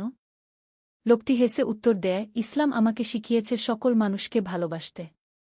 কোরআনে আল্লাহ বলেছেন, তোমরা মানুষের মধ্যে ন্যায় বিচার কর। এখানে শুধু মুসলমানদের কথা বলা হয়নি, সকল মানুষের কথা বলা হয়েছে। তার এই আচরণ দেখে গ্রামের মানুষেরা ইসলামের প্রকৃত সৌন্দর্য উপলব্ধি করে। তারা বুঝতে পারে সত্যিকারের ধার্মিক মানুষ কেমন হয়। ৫ম অধ্যায়, প্রজ্ঞার ফসল। বছরের পর বছর এভাবে কাটানোর পর লোকটি এখন একজন জ্ঞানী ব্যক্তিতে পরিণত হয়েছেন। তার চুল পেকে গেছে, চেহারায় প্রজ্ঞার ছাপ, কিন্তু মনটা এখনও তরুণের মতো উৎসাহী। গ্রামের মানুষ যে কোনো সমস্যায় তার কাছে আসে। সে ধৈর্য ধরে সবার কথা শোনে, কোরআন হাদিসের আলোকে সমাধান দেয়, কিন্তু কখনো কাউকে জোর করে কিছু মানতে বলে না। তার একটি নিয়ম আছে। প্রতিদিন সকালে উঠে তাহাজ্জুদ পড়ার পর একটু বসে আত্মপর্যালোচনা করেন। নিজের কাজকর্ম নিয়ে চিন্তা করেন, কোথাও কোনো ভুল হয়েছে কি না দেখেন। একদিন এই আত্মপর্যালোচনার সময় তার মনে পড়ে যায় যুবকালের সেই প্রশ্নগুলোর কথা। আজ তিনি স্পষ্ট দেখতে পাচ্ছেন, জীবনের সব প্রশ্নের উত্তর একটাই, আল্লাহর সন্তুষ্টি অর্জন। আর আল্লাহর সন্তুষ্টি অর্জনের পথও একটাই, তার সৃষ্টির সেবা করা, নিজেকে পবিত্র রাখা, সৎ থাকা, মানুষের কল্যাণে কাজ করা। ১৬ অধ্যায়, উত্তরাধিকার। তিনি এখন ভাবেন তার পরে কি হবে। তার কাজগুলোকে এগিয়ে নিয়ে যাবে। এই চিন্তা করে তিনি যুব সমাজের উপর আরও বেশি নজর দেন। যে তরুণ দল তিনি গড়েছিলেন তারা এখন পরিণত হয়েছে। তাদের কেউ ডাক্তার হয়েছে, কেউ ইঞ্জিনিয়ার, কেউ শিক্ষক। কিন্তু সবাই তাদের নিজ নিজ ক্ষেত্রে সৎ থেকে মানুষের সেবা করছে। একদিন তিনি তাদের সবাইকে ডেকে বলেন, তোমরা এখন বিভিন্ন পেশায় আছ, কিন্তু মনে রেখ, যে পেশাতেই থাক না কেন, তোমাদের প্রথম পরিচয়, তোমরা আল্লাহর বান্দা। দ্বিতীয় পরিচয়, তোমরা মানবতার সেবক। তরুণরা তার কথায় অনুপ্রাণিত হয়। তারা প্রতিজ্ঞা করে তারা যে যেখানেই থাকুক না কেন মানুষের কল্যাণে কাজ করে যাবে। ডাক্তার হওয়া ছেলেটি বলে, চাচা, আমি দরিদ্রদের বিনা পয়সায় চিকিৎসা করব। ইঞ্জিনিয়ার হওয়া ছেলেটি বলে, আমি গ্রামাঞ্চলে রাস্তাঘাট, স্কুল কলেজ তৈরি করব। শিক্ষক হওয়া মেয়েটি বলে, আমি দরিদ্র পরিবারের মেয়েদের বিনা পয়সায় পড়াব। এসব শুনে বৃদ্ধের মন আনন্দে ভরে যায়। তিনি বুঝতে পারেন তার জীবনের কাজ সফল হয়েছে। তিনি একদল সৎ, দেশপ্রেমিক তরুণ তৈরি করতে পেরেছেন। ৭ম অধ্যায়, জীবনের সন্ধ্যা। বৃদ্ধ হয়ে যাওয়ার পর তিনি সক্রিয় কাজকর্ম কমিয়ে দেন। বেশিরভাগ সময় ইবাদত বন্দেগিতে কাটান। কোরআন তেলাওয়াত করেন, হাদিস অধ্যয়ন করেন, তরুণদের পরামর্শ দেন। তার স্ত্রী তাকে একদিন বলেন, আপনি সারা জীবন অন্যদের সেবা করেছেন, এখন একটু নিজের জন্য সময় দিন। তিনি হেসে উত্তর দেন, জীবনের এই বয়সে এসে আমি বুঝেছি, অন্যদের সেবা করাটাই নিজের সবচেয়ে বড় সেবা। আল্লাহর সন্তুষ্টি অর্জন করাটাই জীবনের সবচেয়ে বড় পাওয়া।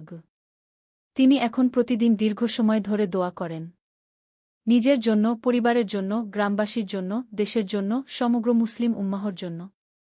একদিন তাহাজ্জুদের সময় তিনি আল্লাহর কাছে দোয়া করেন, হে আল্লাহ, আমার জীবনে যত ভুল ত্রুটি হয়েছে সব ক্ষমা করে দাও। আমি যা কিছু ভালো কাজ করেছি তা কবুল কর। আর আমার মৃত্যু যেন ঈমানের সাথে হয়। ৮ম অধ্যায়, শেষ পরীক্ষা। জীবনের শেষ দিকে এসে তার আরেকটি বড় পরীক্ষার সম্মুখীন হতে হয়। তার প্রিয় নাতি, যাকে সে খুব আদর করত, এক দুর্ঘটনায় মারা যায়। এই শোকে তিনি প্রায় ভেঙে পড়েন, কিন্তু ঈমানের জোরে নিজেকে সামলে নেন। তিনি মনে করেন এটাও আল্লাহর পরীক্ষা, দেখা হচ্ছে তিনি কতটা ধৈর্যশীল। নাতির মৃত্যুর পর তিনি আরও বেশি আল্লাহমুখী হয়ে যান। দুনিয়ার মোহ আরও কমে আসে। মনে হয় যেন আখেরাত তার কাছাকাছি চলে এসেছে। কিন্তু তবুও তিনি মানুষের সেবা বন্ধ করেন না। যতদিন শরীরে শক্তি আছে ততদিন তিনি মানুষের কাজে আসতে থাকেন।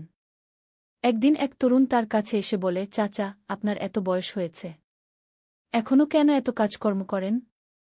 তিনি উত্তর দেন, বাবা, আল্লাহ যতদিন আমাকে এই পৃথিবীতে রেখেছেন ততদিন তার সৃষ্টির সেবা করাই আমার কর্তব্য।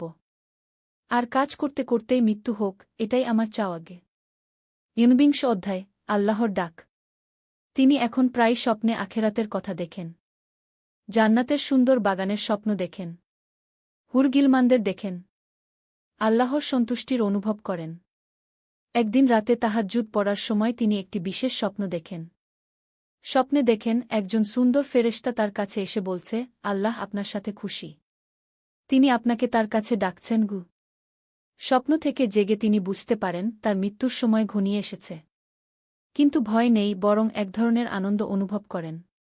পরদিন সকালে তিনি পরিবারের সবাইকে ডেকে বলেন, আমার মনে হচ্ছে আমার সময় এসে গেছে। তোমরা আমার জন্য দুঃখ করো না। আমি আল্লাহর কাছে যাচ্ছি। পরিবারের সবাই কেঁদে ফেলে। কিন্তু তিনি হাসি মুখে বলেন, কাঁদো না। মৃত্যু তো সত্য। সবাইকে একদিন যেতে হবে। আমি আল্লাহর রহমতে আশাবাদী। ২০ অধ্যায়, বিদায়ের আগে। মৃত্যুর কয়েকদিন আগে তিনি গ্রামের সবাইকে ডেকে পাঠান। তার জীবনের শেষ উপদেশ দিতে চান। ভাই বোনেরা, আমি সারা জীবন তোমাদের ভালোবেসেছি। তোমাদের সেবা করার চেষ্টা করেছি।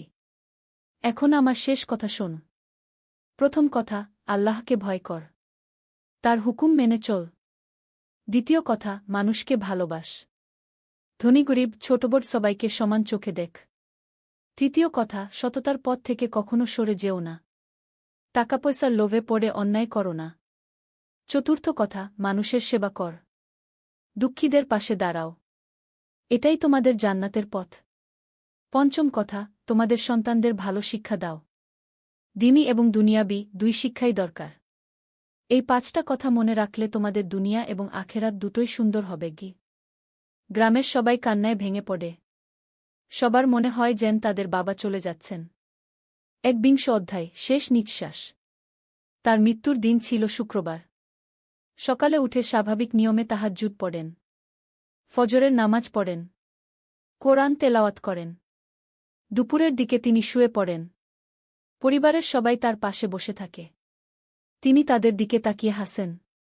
আমি যাচ্ছি। তোমরা আমার জন্য দোয়া করো। আর মনে রেখ, মৃত্যু মানে শেষ নয়। এটা আরেক জীবনের শুরু। এই কথা বলে তিনি চোখ বন্ধ করেন। ঠোঁটে কালেমা, লা ইলাহা ইল্লাল্লাহু মুহাম্মাদুর রাসূলুল্লাহ এই কালেমার সাথেই তার শেষ নিঃশ্বাস। তার মুখে একটি অদ্ভুত প্রশান্তি। মনে হচ্ছে তিনি ঘুমিয়ে আছেন। কোনো কষ্টের চিহ্ন নেই। ২২তম অধ্যায়, চিরবিদায়। তার মৃত্যুর খবর চারদিকে ছড়িয়ে পড়ে। গ্রামের মানুষ তো বটেই, পাশের গ্রাম থেকেও মানুষ এসে জড়ো হয়। সবার চোখে পানি। জানাজার নামাজে হাজার হাজার মানুষ অংশ নেয়। এত মানুষ যে মসজিদে ধরে না। রাস্তায় দাঁড়িয়ে নামাজ পড়তে হয়। জানাজার নামাজে ইমাম সাহেব বলেন, এই মানুষটি আমাদের জন্য একটি আদর্শ রেখে গেছেন। তিনি দেখিয়ে গেছেন কিভাবে আল্লাহর সন্তুষ্টি অর্জন করতে হয়। কবরে দাফনের সময় একদিন আলী সাহেব সোহেলের অফিসে এলেন। সোহেল তাকে দেখে অবাক হয়ে গেল। স্যার, আপনি এখানে? হ্যাঁ সোহেল, তোমার অফিস একবার দেখতে চাইলাম। খুব সুন্দর হয়েছে। আলী সাহেব পুরো অফিস ঘুরে দেখলেন। কর্মচারীদের সাথে কথা বললেন। তারপর সোহেলের রুমে এসে বসলেন। সোহেল, তুমি অনেক দূর এসেছ। মনে আছে ৭ বছর আগে তুমি যখন আমার অফিসে প্রথম এসেছিলে চা বানানোর কাজ করতে? হ্যাঁ স্যার, সব মনে আছে। আমি গর্বিত যে আমি তোমাকে একটা সুযোগ দিয়েছিলাম, আর তুমি সেই সুযোগকে কাজে লাগিয়েছ। জানো সফলতার মূল সূত্র কি? কি স্যার? কঠোর পরিশ্রম, সততা আর হাল না ছাড়া। তোমার মধ্যে এই ৩টা গুণই আছে। সোহেল চোখে জল নিয়ে বলল, আপনি না থাকলে আজ আমি এখানে পৌঁছাতে পারতাম না স্যার। না সোহেল, আমি শুধু একটা দরজা খুলে দিয়েছিলাম। ভেতরে ঢুকে পথ তৈরি করেছ তুমি নিজে। আলী সাহেব চলে যাওয়ার আগে বললেন, আমার একটা বড় প্রজেক্ট আছে। একটা 20 ফ্লোর বিজনেস টাওয়ার। আমি চাই তুমি এই প্রজেক্টে আমার সাথে পার্টনার হও। 50-50। রাজি? সোহেল অবাক হয়ে গেল। এত বড় প্রজেক্ট? স্যার, আমার কি যথেষ্ট সামর্থ্য আছে? আছে। আমি বিশ্বাস করি। সোহেল রাজি হয়ে গেল। এটা তার জীবনের সবচেয়ে বড় প্রজেক্ট হবে। ৫০ অধ্যায়, বড় চ্যালেঞ্জ। 20 ফ্লোর বিজনেস টাওয়ারের কাজ শুরু হল। এটা সোহেলের জীবনের সবচেয়ে বড় চ্যালেঞ্জ। প্রজেক্টের বাজেট প্রায় 10 করোড় টাকা। সোহেলকে 5 করোড় টাকা ইনভেস্ট করতে হবে। সোহেল তার সব সঞ্চয়ে, ব্যাংক লোন আর কিছু ইনভেস্টর থেকে টাকা জোগাড় করল। এটা একটা বিশাল ঝুঁকি। যদি প্রজেক্ট ব্যর্থ হয়, সব শেষ। মিনা চিন্তিত ছিল। সোহেল, এত বড় ঝুঁকি নেওয়া ঠিক হবে? মিনা, জীবনে বড় কিছু করতে হলে ঝুঁকি নিতে হয়। আমি এই সুযোগ হাতছাড়া করতে চাই না। কিন্তু যদি কিছু ভুল হয়? ভুল হবে না। আমি আলী সাহেবের সাথে আছি। উনি আমাকে গাইড করবেন। প্রজেক্ট শুরু হল। প্রথম 6 মাস সব ভালোই চলছিল। কাজ সময়মতো হচ্ছে, বাজেট ঠিক আছে। কিন্তু 7 মাসের মাথায় একটা বড় সমস্যা দেখা দিল। একজন প্রধান ইনভেস্টর হঠাৎ তার টাকা ফেরত চাইলেন। তিনি অন্য একটা জরুরি কাজে টাকা লাগবে বলে জানালেন। 1 করোড় টাকা ফেরত দিতে হবে। সোহেল বিপদে পড়ে গেল। 1 করোড় টাকা এখন কোথায় পাবে? প্রজেক্টের সব টাকা ঢেলে দিয়েছে। সে আলী সাহেবের সাথে কথা বলল। আলী সাহেব বললেন, চিন্তা করো না, আমি ব্যবস্থা করছি। কিন্তু আলী সাহেবও বড় একটা প্রজেক্টে আটকে আছেন। তার হাতে লিকুইড ক্যাশ নেই। সোহেল অন্য ব্যাংক থেকে লোন নেওয়ার চেষ্টা করল।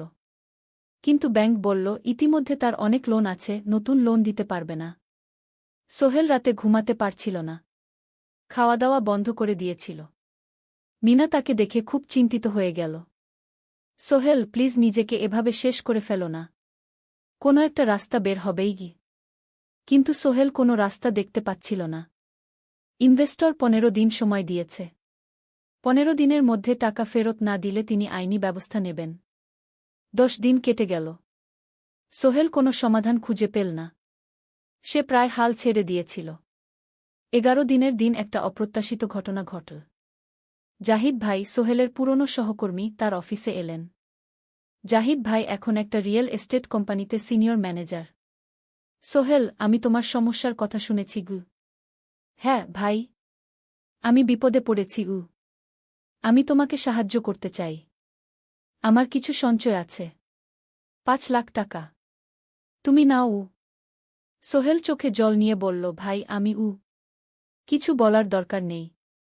তুমি আমাকে অনেক কিছু শিখিয়েছ। তোমার কাছ থেকে পরিশ্রম আর সততা শিখেছি। এখন আমার পালা তোমাকে সাহায্য করার। জাহিদ ভাই চলে যাওয়ার পর আরও 2 জন এলো। একজন সোহেলের পুরনো ক্লায়েন্ট, আরেকজন তার কর্মচারী। 2 জন মিলে আরও 8 লাখ টাকা দিল। করিম মামা 20 লাখ টাকা ব্যবস্থা করলেন। তার কিছু বন্ধুদের কাছ থেকে ধার করে। মিনা তার সব গয়না বিক্রি করে 10 লাখ টাকা দিল। সবাই মিলে প্রায় 45 লাখ টাকা জোগাড় হল। বাকি 65 লাখ টাকা সোহেল তার অফিসের সব অ্যাসেট বিক্রি করে আর একটা প্রাইভেট ফিন্যান্স কোম্পানি থেকে উচ্চ সুদে লোন নিয়ে ব্যবস্থা করল। ঠিক 14 দিনের দিন সোহেল ইনভেস্টরকে 1 করোড় টাকা ফেরত দিল। ইনভেস্টর টাকা নিয়ে চলে গেলেন। সোহেল তার অফিসে ফিরে এসে চেয়ারে বসে কাঁদল। এত চাপ, এত টেনশন, সব যেন একসাথে বের হয়ে এলো। মিনা এসে তাকে জড়িয়ে ধরল। আমরা পেরেছি সোহেল, আমরা পেরেছি। 16 অধ্যায়, পুনরুদ্ধার। এই ঘটনার পর সোহেল আরও সাবধান হয়ে গেল। সে বুঝল, ব্যবসায় শুধু সাহস নয়, বুদ্ধিও লাগে। ঝুঁকি নিতে হয়, কিন্তু হিসাব করে। প্রজেক্ট চলতে থাকল। এবার সোহেল আরও সতর্কতার সাথে সবকিছু পরিচালনা করল। প্রতিটা খরচ হিসাব করল, প্রতিটা সিদ্ধান্ত ভেবেচিন্তে নিল। আরও 1 বছর পর 20 ফ্লোর বিজনেস টাওয়ার সম্পন্ন হল। চমৎকার বিল্ডিং, শহরের অন্যতম সুন্দর ভবন। বিল্ডিংয়ের উদ্বোধন অনুষ্ঠানে শহরের মেয়র এলেন। অনেক ব্যবসায়ী, সাংবাদিক এল। সোহেলের নাম পত্রিকায় ছাপা হল। স্বপ্নের শহরে এক তরুণ উদ্যোক্তার সফলতার গল্প। প্রজেক্ট থেকে সোহেলের লাভ হল প্রায় 2 করোড় টাকা। এই টাকা দিয়ে সে সব ঋণ শোধ করল। জাহিদ ভাইয়ের টাকা ফেরত দিল। করিম মামার ঋণ শোধ করল। যারা সাহায্য করেছিল সবাইকে টাকা ফেরত দিল। মিনার জন্য নতুন গয়না কিন। আরও সুন্দর। তার মাকে গ্রামে একটা নতুন পাকা বাড়ি বানিয়ে দিল। মা কাঁদতে কাঁদতে বললেন, তোর বাবা বেঁচে থাকলে কত খুশি হতো। তুই আমার সব স্বপ্ন পূরণ করেছিস গে। সোহেল নিজেদের জন্য একটা ফ্ল্যাট কিন। 4 রুমের ফ্ল্যাট, সমুদ্রের কাছে। এখন আর ভাড়া বাড়িতে থাকতে হয় না। সপ্তদশ অধ্যায়, প্রতিদান। সোহেল এখন একজন প্রতিষ্ঠিত উদ্যোক্তা। কিন্তু সে তার শেখ ভোলেনি। যে গ্রাম থেকে সে এসেছে, যারা তাকে সাহায্য করেছে, কাউকেই ভোলেনি। সে তার গ্রামে একটা স্কুল বানিয়ে দিল। সোহেল ফাউন্ডেশন স্কুল কো গরিব ছেলেমেয়েরা ফ্রিতে পড়তে পারবে। ভালো শিক্ষক নিযোগ দিল। ভালো পড়াশোনার ব্যবস্থা করল। শহরে একটা ফ্রি মেডিকেল ক্লিনিক খুল। গরিব মানুষরা ফ্রিতে চিকিৎসা পাবে। প্রতি বছর 10 জন মেধাবী কিন্তু গরিব ছাত্রছাত্রীকে স্কলারশিপ দেওয়া শুরু করল। তারা বিনামূল্যে পড়াশোনা করতে পারবে। একদিন একটা টিভি চ্যানেল সোহেলের ইন্টারভিউ নিতে এলো। আপনার সফলতার গোপন সূত্র কি? সোহেল একটু ভেবে বলল, কঠোর পরিশ্রম, সততা আর হাল না ছাড়া। এই 3টা জিনিস যদি কারো মধ্যে থাকে, সে যে কোনো কিছু অর্জন করতে পারে। আর সবচেয়ে বড় কথা, যারা আমাকে সাহায্য করেছে তাদের ছাড়া আমি কিছুই না। একা কেউ সফল হতে পারে না গি। আপনার পরবর্তী স্বপ্ন কি? আমি চাই আরও মানুষকে সাহায্য করতে। আমার মতো যারা গ্রাম থেকে শহরে আসে তাদের জন্য একটা ট্রেনিং সেন্টার খুলব। তারা সেখানে বিভিন্ন স্কিল শিখতে পারবে, চাকরি পাবে, নিজের পায়ে দাঁড়াতে পারবে। অষ্টাদশ অধ্যায়, নতুন প্রজন্ম। আরও 5 বছর কেটে গেল। সোহেল এখন 45 বছরের। তার মেয়ে সারা এখন 9 বছরের। স্কুলে ক্লাস 4-এ পড়ে। খুব মেধাবী মেয়ে। একদিন সারা বাবাকে জিজ্ঞেস করল, বাবা, তুমি কিভাবে এত বড় হলে? আমার বন্ধুরা বলে তুমি একজন সফল মানুষ গো। সোহেল তাকে কোলে নিয়ে বসল। বাবা, তুমি জানো তোমার দাদু ছিলেন একজন স্কুল শিক্ষক। খুব সৎ মানুষ। কিন্তু আমরা গরিব ছিলাম। আমি রিকশা চালাতাম গো। রিকশা? সত্যি? হ্যাঁ। তারপর আমি এই শহরে এলাম। অনেক কষ্ট করেছি। কিন্তু হাল ছাড়িনি। মানুষ আমাকে সাহায্য করেছে। আর আমি কঠোর পরিশ্রম করেছি। বাবা, আমিও কি তোমার মতো হতে পারব? অবশ্যই পারবে বাবা। তবে মনে রেখো, সফলতা মানে শুধু টাকা পয়সা না। সফলতা মানে ভালো মানুষ হওয়া, অন্যদের সাহায্য করা, সৎ থাকা। সারা মাথা নাডল। আমি ভালো মানুষ হব বাবাবু। সোহেল তার মেয়েকে জড়িয়ে ধরল। মনে মনে ভাবল, তার জীবনের সব কষ্ট সার্থক হয়েছে। মিনা রান্নাঘর থেকে ডাকল, খাবার তৈরি। এসো। সোহেল সারাকে নিয়ে ডাইনিং টেবিলে গেল। ঋতু এসেছে। সে এখন বিয়ে করেছে, তার একটা ছেলে হয়েছে। সোহেলের মা মাঝে মাঝে চট্টগ্রামে বেড়াতে আসেন। আজও এসেছেন। সবাই মিলে খেতে বসল। হাসিগল্পে ভরা পরিবার। সোহেল তাকাল তার মায়ের দিকে, মিনার দিকে, সারার দিকে, ঋতুর দিকে।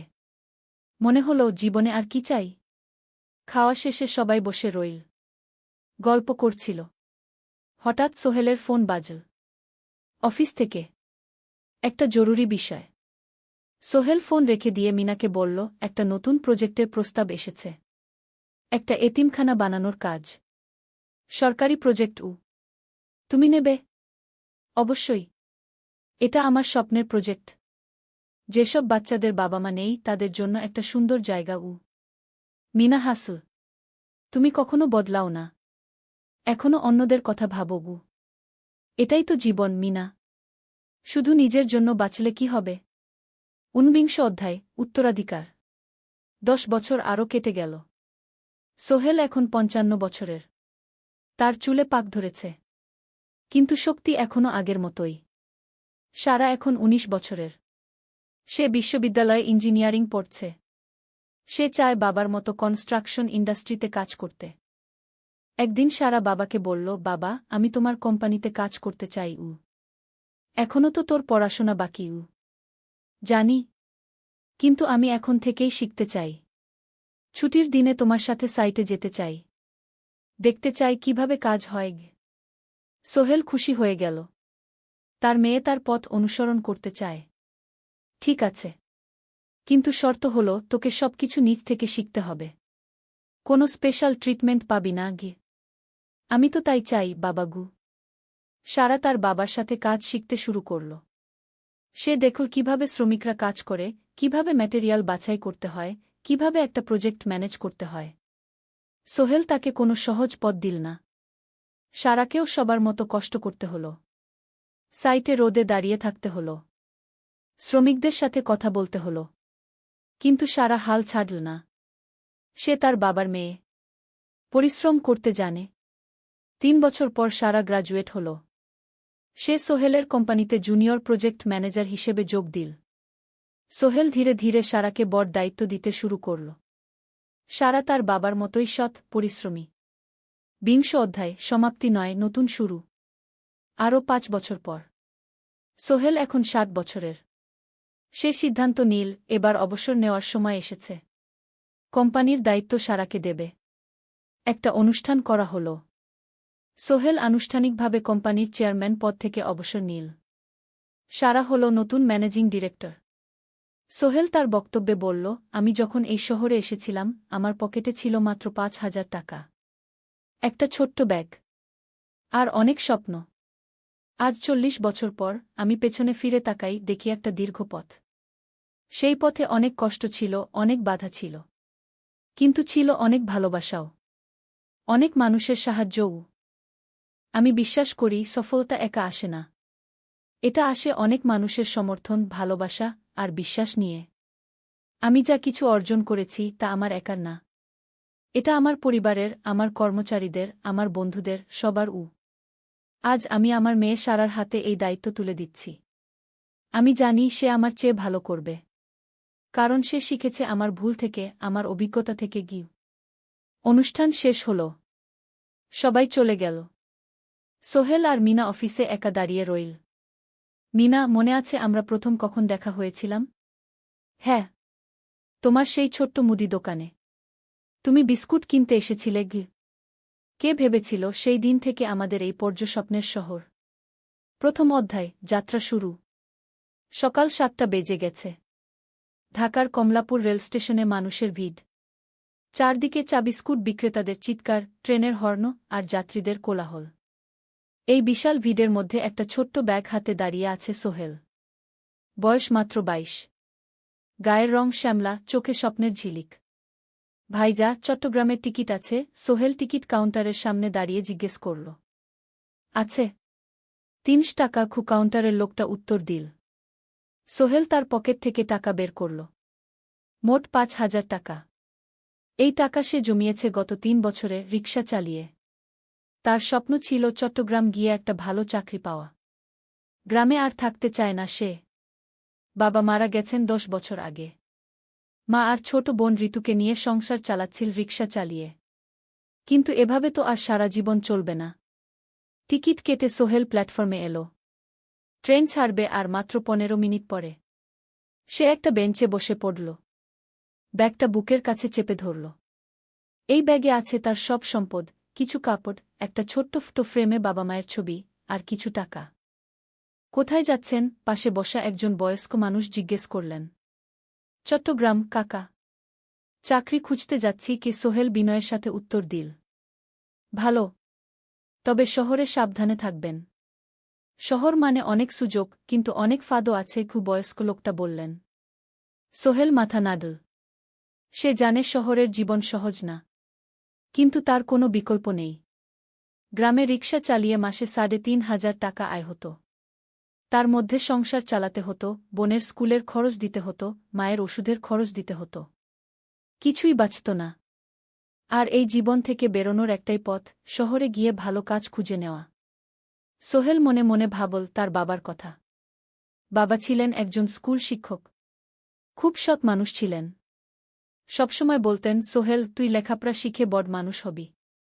আমাদের পরিবারে আর কেউ বড় চাকরি করেনি। তুই করবি। কিন্তু বাবা যখন মারা গেলেন তখন সোহেল মাত্র এসএসসি পরীক্ষা দিয়েছে। ফলাফল ভালো হয়েছিল, জিপিএ অর্ধচতু। কিন্তু বাবার মৃত্যুর পর আর পড়া হল না। পরিবারের দায়িত্ব নিতে হল। ট্রেন ছাড়ল। সোহেল জানালার পাশে বসে বাইরে তাকাল। ধানক্ষেত, নদী, ছোট ছোট গ্রাম, সব পেছনে ফেলে ট্রেন এগিয়ে চল। সোহেলের মনে হল সে যেন তার পুরনো জীবনটাকেও পেছনে ফেলে আসছে। ট্রেনে একজন হকার এসে চা বিক্রি করছিল। সোহেল একটা চা কিন।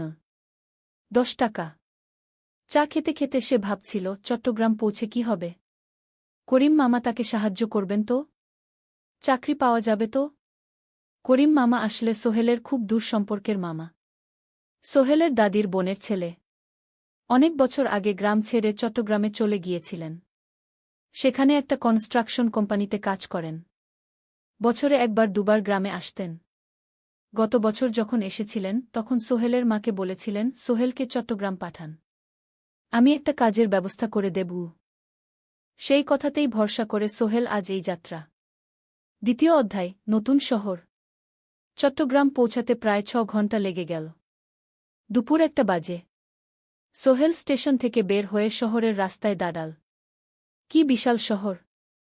এত গাড়ি, এত মানুষ। চারদিকে উঁচু উঁচু বিল্ডিং, দোকানপাট, মানুষের ভিড়। সোহেল কিছুক্ষণ দাঁড়িয়ে থাকল সব কিছু দেখতে দেখতে। তার মনে হচ্ছিল সে যেন অন্য কোনো পৃথিবীতে এসে পড়েছে। তার পকেটে একটা ছোট্ট কাগজ আছে। সেখানে লেখা একটা ঠিকানা, করিম মিয়া, বাড়ি নং 23, রোড নং 5, আগ্রাবাদ, চট্টগ্রামকে। সোহেল একটা রিকশা ডাকল। কত নেবেন আগ্রাবাদ যেতে? 50 টাকা গু। সোহেল রিকশায় উঠল। রাস্তার দুধারে দোকান, মার্কেট, অফিস, সব কিছু দেখতে দেখতে সে অবাক হয়ে গেল। এত বড় শহর, এত কিছু! গ্রামের সেই ছোট্ট বাজারের সাথে কোনো তুলনাই হয় না।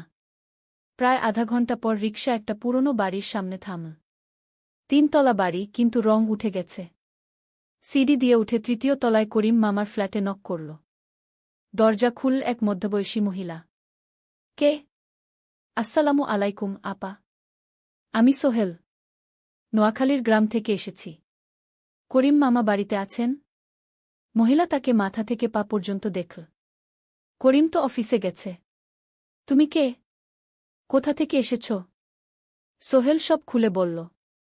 মহিলা তাকে ভেতরে ঢুকতে দিল। বসো। করিম সন্ধ্যায় ফিরবে গু। ফ্ল্যাটটা ছোট। 2টো রুম, একটা ছোট্ট রান্নাঘর আর একটা বাথরুম। কিন্তু সোহেলের কাছে খুব সুন্দর লাগল। গ্রামের সেই টিনের ঘরের চেয়ে তো অনেক ভালো।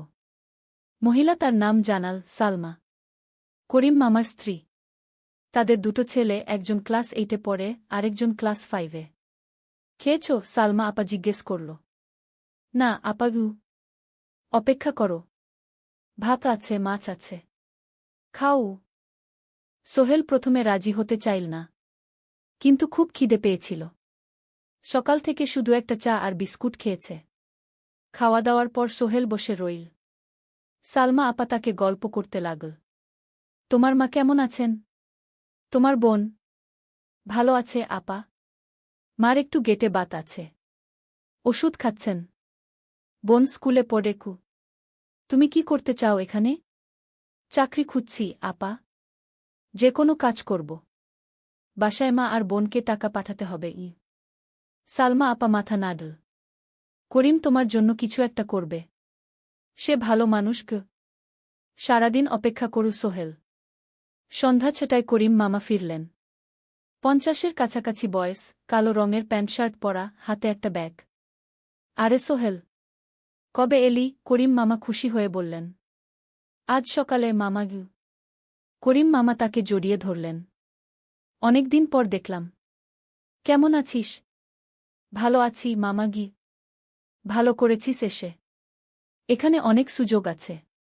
তোর জন্য একটা কাজের ব্যবস্থা করে দেব। তবে প্রথমে কয়েকদিন এখানে থাক। শহরটা একটু চিনে নে। তারপর কাজে যোগ দিবি। সোহেলের মনে আসার আলো জ্বল। সে ভাবল হয়তো তার ভাগ্য এবার পাল্টাবে। 3য় অধ্যায়, প্রথম চাকরি। 1 সপ্তাহ পরে করিম মামা সোহেলকে তার কোম্পানিতে নিয়ে গেলেন। কোম্পানির নাম আলামিন কনস্ট্রাকশন। অফিসটা শহরের কেন্দ্রে 5 তলা একটা বিল্ডিংয়ের দোতলায়। মালিক আলী সাহেব। 50-এর কাছাকাছি বয়স, মোটা চেহারা, চোখে সোনার ফ্রেমের চশমা। বড়লোক মানুষ, কিন্তু খুব কড়া। এই ছেলেটাকে কি কাজে লাগাবেন? আলী সাহেব করিম মামাকে জিজ্ঞেস করলেন। স্যার, ও আমার আত্মীয়। গ্রাম থেকে এসেছে। খুব পরিশ্রমী। যে কোনো কাজে লাগাতে পারেন উ। আলী সাহেব সোহেলের দিকে তাকালেন। তুমি কি পড়েছ? Sir, SSC pass. জিপিএ অর্ধচতু উ। হুম। ভালো। কম্পিউটার চালাতে পারো? না স্যার, পারি না। কিন্তু শিখতে চাই উ। আলী সাহেব একটু ভাবলেন। ঠিক আছে। তোমাকে অফিসের কাজে রাখব। ফাইল গুছানো, চা বানানো, কাগজপত্র নিয়ে যাওয়া না এসব। মাসে 5,000 টাকা। রাজি আছো? জি স্যার। সোহেল খুশি হয়ে গেল। 5,000 টাকা। রিকশা চালিয়ে 3,500 পেত। এখানে 5,000। কাজ শুরু হলো পরদিন থেকে। সকাল 8টায় অফিসে যেতে হয়, ফিরতে হয় সন্ধ্যা 7টায়। প্রথম দিন সোহেল ঘুম থেকে উঠল ভোর 5টায়। তৈরি হয়ে 7:30টায় অফিসের উদ্দেশ্যে বের হল। করিম মামার বাড়ি থেকে অফিস প্রায় 5 কিলোমিটার। বাসে যেতে হয়। অফিসে পৌঁছে সোহেল দেখল সেই প্রথম আলী সাহেব এখনও আসেননি। অফিস খোলা ছিল না। 8-10 মিনিট পর একজন লোক এসে অফিস খুল। তুমি নতুন? জি। আমি সোহেল গু। আমি জাহিদ, অ্যাসিস্ট্যান্ট ম্যানেজার। এসো উ। জাহিদ ভাই সোহেলকে সব কিছু দেখাল। অফিসে মোট 6 জন কর্মচারী। 2 জন ইঞ্জিনিয়ার, একজন অ্যাকাউন্ট্যান্ট, একজন অ্যাসিস্ট্যান্ট ম্যানেজার, জাহিদ ভাই, একজন রিসেপশনিস্ট, আর এখন সোহেল। সোহেলের কাজ শুরু হলো চা বানানো দিয়ে। তারপর অফিস পরিষ্কার করা, ফাইল গুছানো, কাগজপত্র এক জায়গা থেকে আরেক জায়গায় নিয়ে যাওয়া। কাজ কঠিন না, কিন্তু সারাদিন দৌড়ঝাঁপ করতে হয়। দুপুরে খাবারের জন্য আধা ঘন্টা বিরতি। সোহেল একটা ছোট হোটেলে গিয়ে ভাতরাল তরকারি খেল। 50 টাকা। সন্ধ্যায় অফিস বন্ধ হল। সোহেল ক্লান্ত হয়ে বাসায় ফিরল। কেমন লাগল প্রথম দিন? করিম মামা জিজ্ঞেস করলেন। ভালো মামা। অনেক কিছু শিখলাম ঘ। প্রথম মাসের শেষে সোহেল বেতন পেল 5,000 টাকা। সে 3,000 টাকা মাকে পাঠাল। মা ফোনে কাঁদতে লাগলেন। আল্লাহ তোকে ভালো রাখুক সোহেল উ। সোহেলের চোখেও জল এলো। তার মনে হল সে একটা বড় কাজ করতে পেরেছে। চতুর্থ অধ্যায়, শহরের জীবন। 3 মাস কেটে গেল। সোহেল এখন শহরের সাথে মিশে গেছে। প্রতিদিন অফিসে যাওয়া আসার পথে সে দেখে হাজারো মানুষের জীবন। কেউ সফল, কেউ ব্যর্থ। কিন্তু সবাই চলছে নিজের পথে। সোহেল অফিসের কাজের পাশাপাশি কম্পিউটার শেখার চেষ্টা করছে। অফিসে একটা কম্পিউটার আছে। যখন কেউ ব্যবহার করে না, তখন সোহেল একটু একটু শিখার চেষ্টা করে। জাহিদ ভাই তাকে সাহায্য করেন। সোহেল, তুমি যদি কম্পিউটার ভালোভাবে শিখতে পারো, তাহলে তোমার ভবিষ্যৎ উজ্জ্বল। জাহিদ ভাই একদিন বললেন। কিভাবে শিখব ভাই? ট্রেনিং সেন্টারে যাও। সন্ধ্যায় ক্লাস আছে। মাসে 2,000 টাকা লাগবে গে। সোহেল ভাবল। 2,000 টাকা অনেক। কিন্তু এটা বিনিয়োগ। ভবিষ্যতের জন্য। সে একটা ট্রেনিং সেন্টারে ভর্তি হল। সপ্তাহে 3 দিন, সন্ধ্যা 7:30 থেকে রাত 9টা পর্যন্ত ক্লাস। কম্পিউটারের basic, MS Word, Excel, PowerPoint, internet ব্যবহার। একদিন অফিস থেকে ফেরার সময় সোহেল একটা দোকানে চা খেতে গেল। দোকানের পাশেই একটা ছোট্ট মুদি দোকান। সেখানে একটা মেয়ে বসে আছে। বয়স হবে 20-এর কাছাকাছি। সাদাসিধে চেহারা, সাদা শাড়ি পরা, কিন্তু চোখে এক ধরনের দৃঢ়তা। ভাইজা, 1 প্যাকেট বিস্কুট দেন কি? সোহেল বলল। মেয়েটা বিস্কুট দিল। 20 টাকা। সোহেল টাকা দিয়ে যাচ্ছিল, হঠাৎ মেয়েটা বলল, আপনি নতুন এসেছেন এই এলাকায়, তাই না? হ্যাঁ। 3 মাস হল। কিভাবে বুঝলেন? আপনার চেহারা দেখেই বোঝা যায়। এখনও গ্রামের ছোঁয়া আছে। আর আপনি প্রতিদিন এই পথ দিয়ে যান। দেখেছি কি? মেয়েটা হাসল। সোহেলও হেসে ফেল। আপনি খুব পর্যবেক্ষক মনে হচ্ছে গি। জীবনে অনেক কিছু দেখেছি। তাই মানুষকে চিনতে শিখেছি গ। আপনার নাম? মিনা। এই দোকান আমার বাবার। উনি অসুস্থ, তাই আমি দেখছি গু। সেদিন থেকে সোহেল প্রায়ই সেই দোকানে যেতে শুরু করল। মিনার সাথে গল্প করত। ধীরে ধীরে তাদের মধ্যে একটা বন্ধুত্ব তৈরি হল। মিনাও তার জীবনের গল্প বলল। মিনার মা মারা গেছেন যখন সে মাত্র 7 বছরের। বাবা আব্দুল হামিদ একা হাতে মিনাকে বড় করেছেন। মুদি দোকান দিয়ে সংসার চালান। মিনা কলেজে পড়ে, অনার্স সেকেন্ড ইয়ার। সকালে কলেজে যায়, দুপুরে ফিরে এসে দোকান সামলায়। বাবার হার্টের সমস্যা আছে, তাই ভারী কাজ করতে পারেন না। তোমার স্বপ্ন কি? একদিন সোহেল জিজ্ঞেস করল। গ্র্যাজুয়েশন শেষ করে একটা ভালো চাকরি করব। তারপর বাবাকে ভালো চিকিৎসা করাব। তুমি? আমিও চাকরি করে পরিবারকে ভালোভাবে দেখভাল করতে চাই। মা আর বোনকে নিয়ে শহরে আনব একদিন। দুজনেই নিজেদের স্বপ্নের কথা বলতে গিয়ে বুঝল তাদের স্বপ্ন অনেকটা একই রকম। পঞ্চম অধ্যায়, বিপদ। 6 মাস কেটে গেল। সোহেল এখন আলী সাহেবের খুব প্রিয় কর্মচারী। সে শুধু চাবিস্কুট দেওয়ার কাজই করে না, এখন কম্পিউটারেও কিছু কাজ শিখেছে। ছোটখাটো টাইপিং, ডেটা এন্ট্রি এসব করতে পারে। আলী সাহেব খুশি হয়ে তার বেতন বাড়িয়ে 8,000 টাকা করে দিয়েছেন। একদিন রাতে সোহেল অফিস থেকে ফিরছিল। সেদিন একটু দেরি হয়ে গেছে। রাত প্রায় 9টা।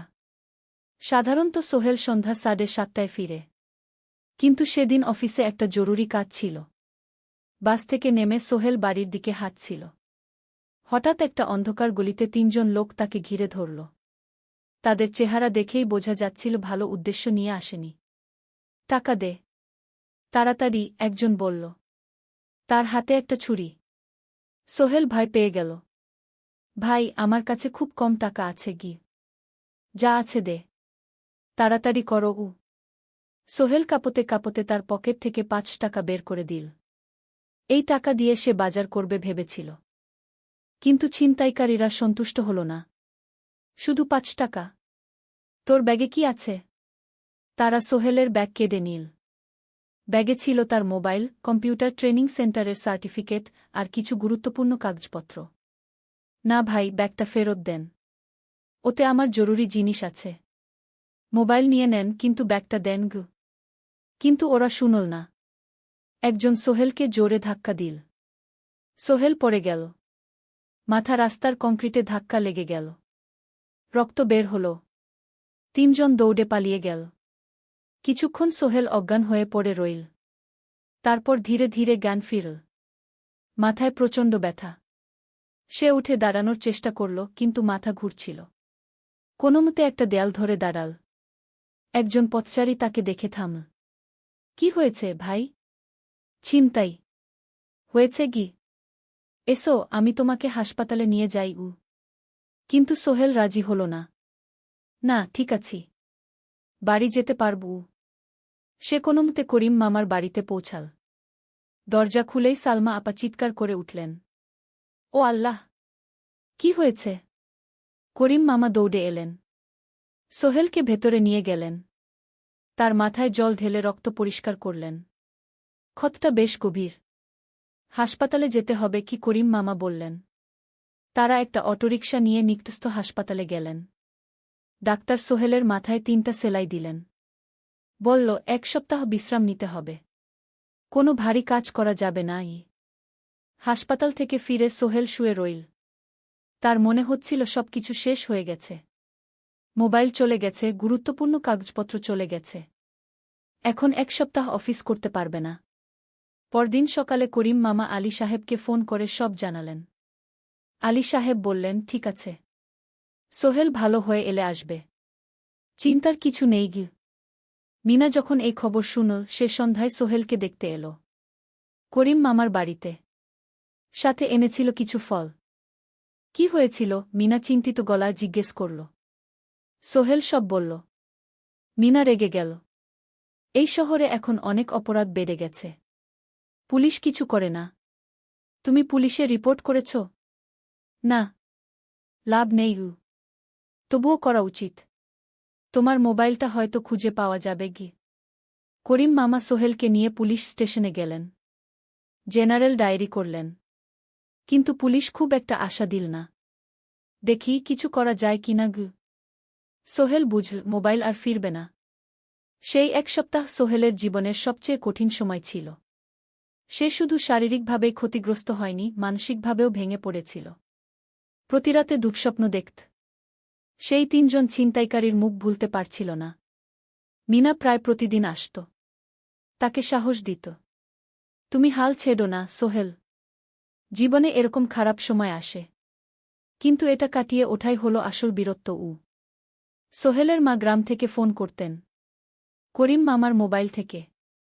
তুই ভালো আছিস তো? সোহেল মাকে সব সত্যি বলেনি, শুধু বলেছে, হ্যাঁ মা, ভালো আছি, একটু জ্বর হয়েছিল, এখন ভালো।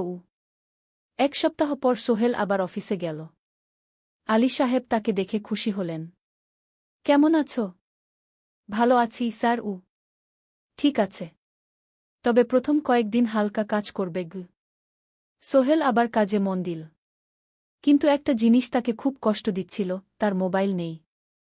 মায়ের সাথে কথা বলতে পারছে না নিয়মিত।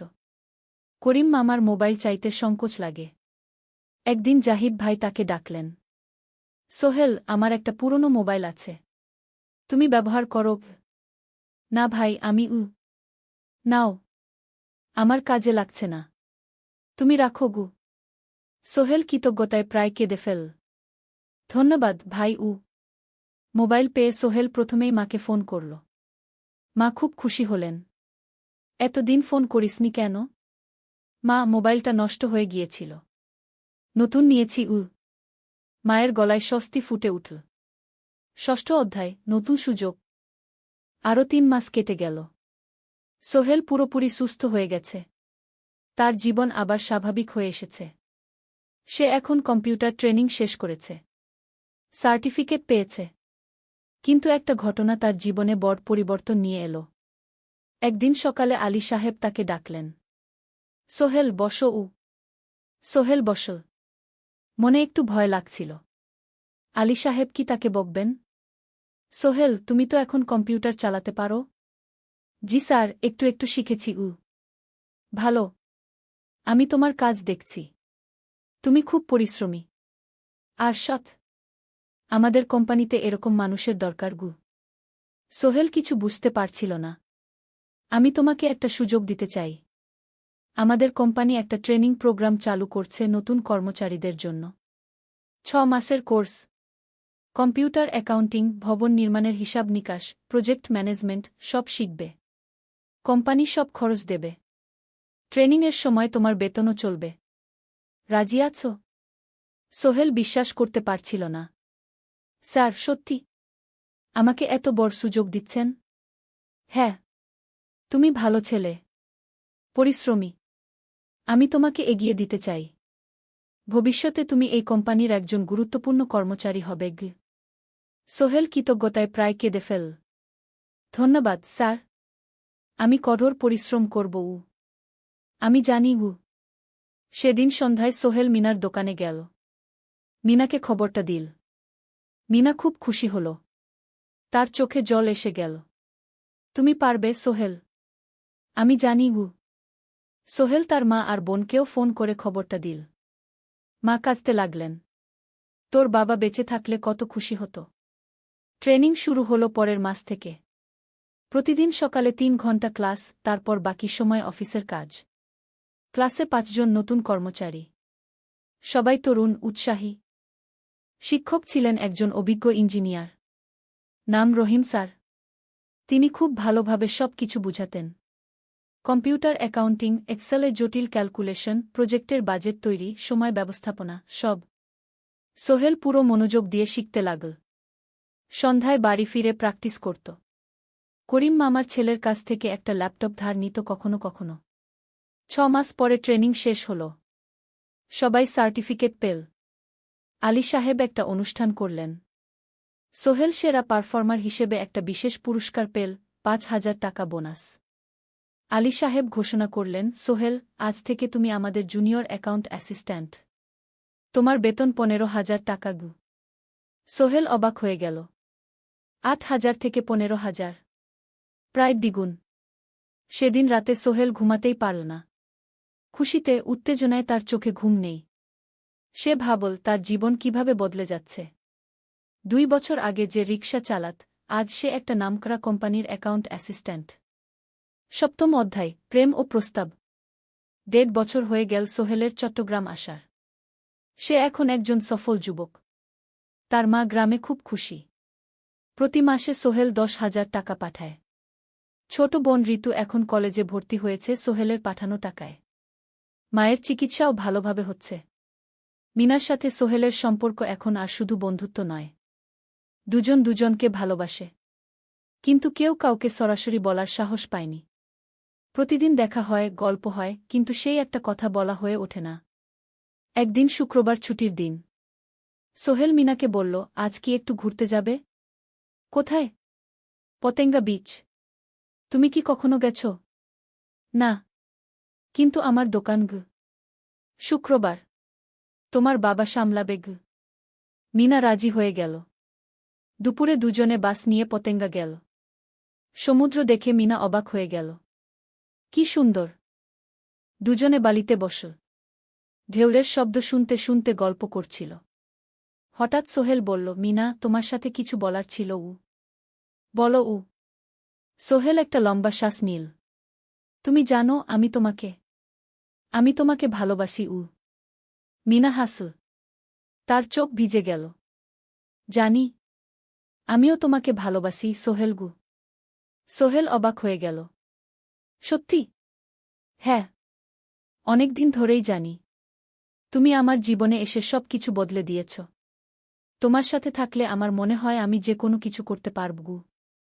দুজনে কিছুক্ষণ চুপ করে বসে রইল।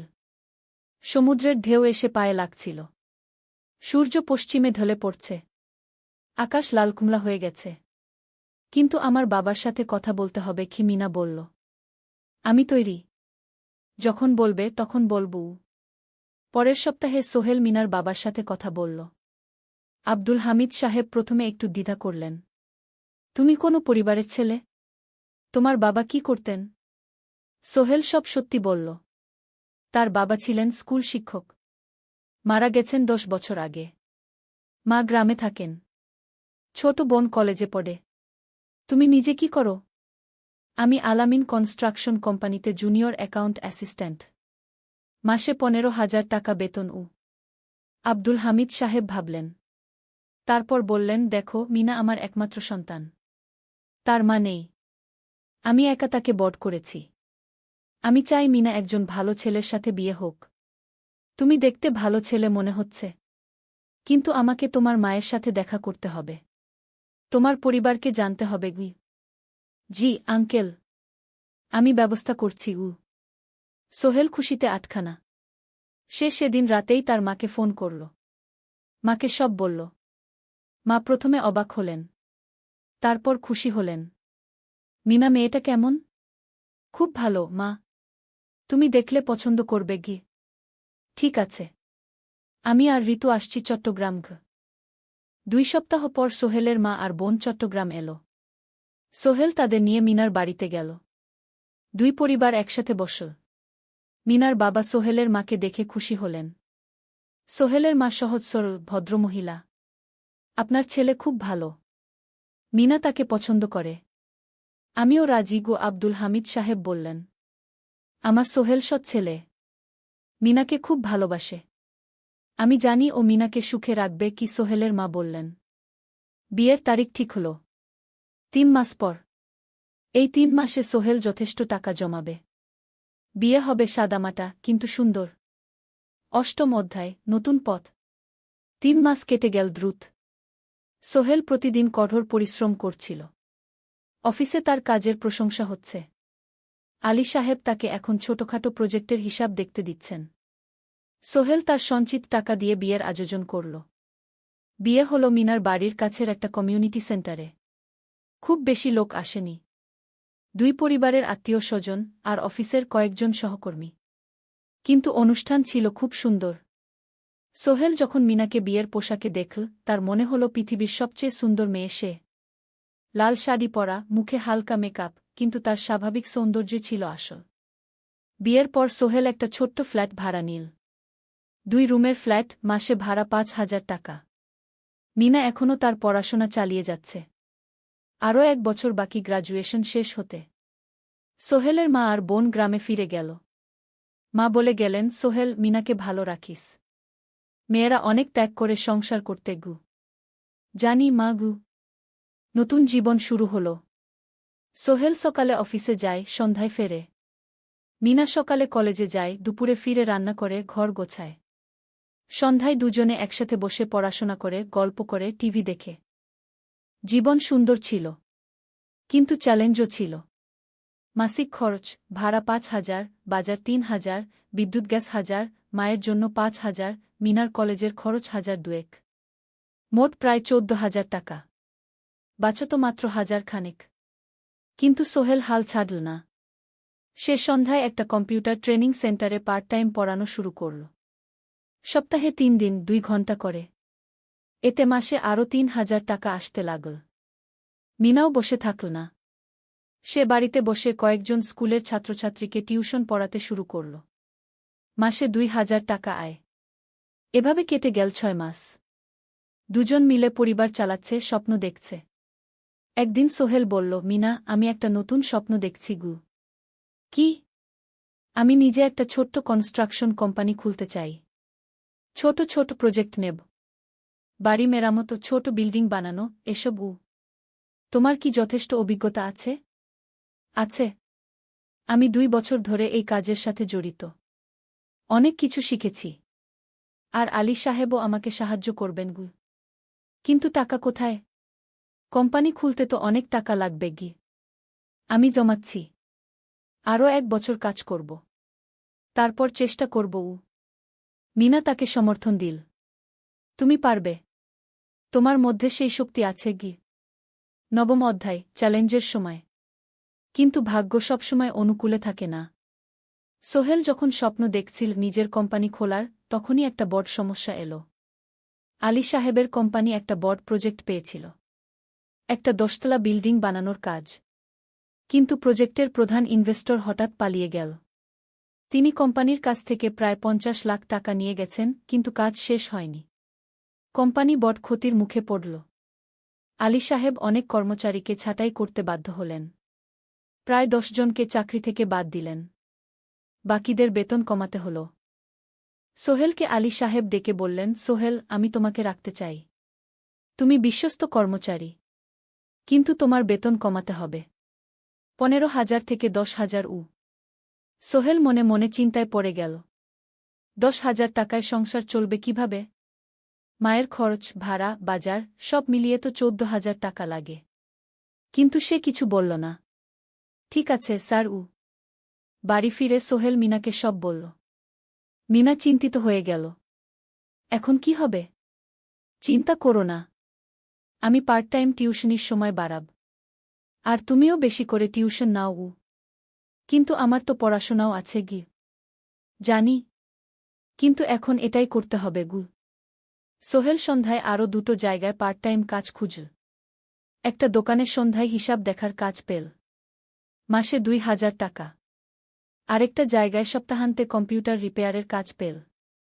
মাসে ১,৫০০ টাকা। মিনাও ৩ জন নতুন স্টুডেন্ট নিল টিউশনে। তার আয় বাড়ল ২,০০০ থেকে ৩,৫০০।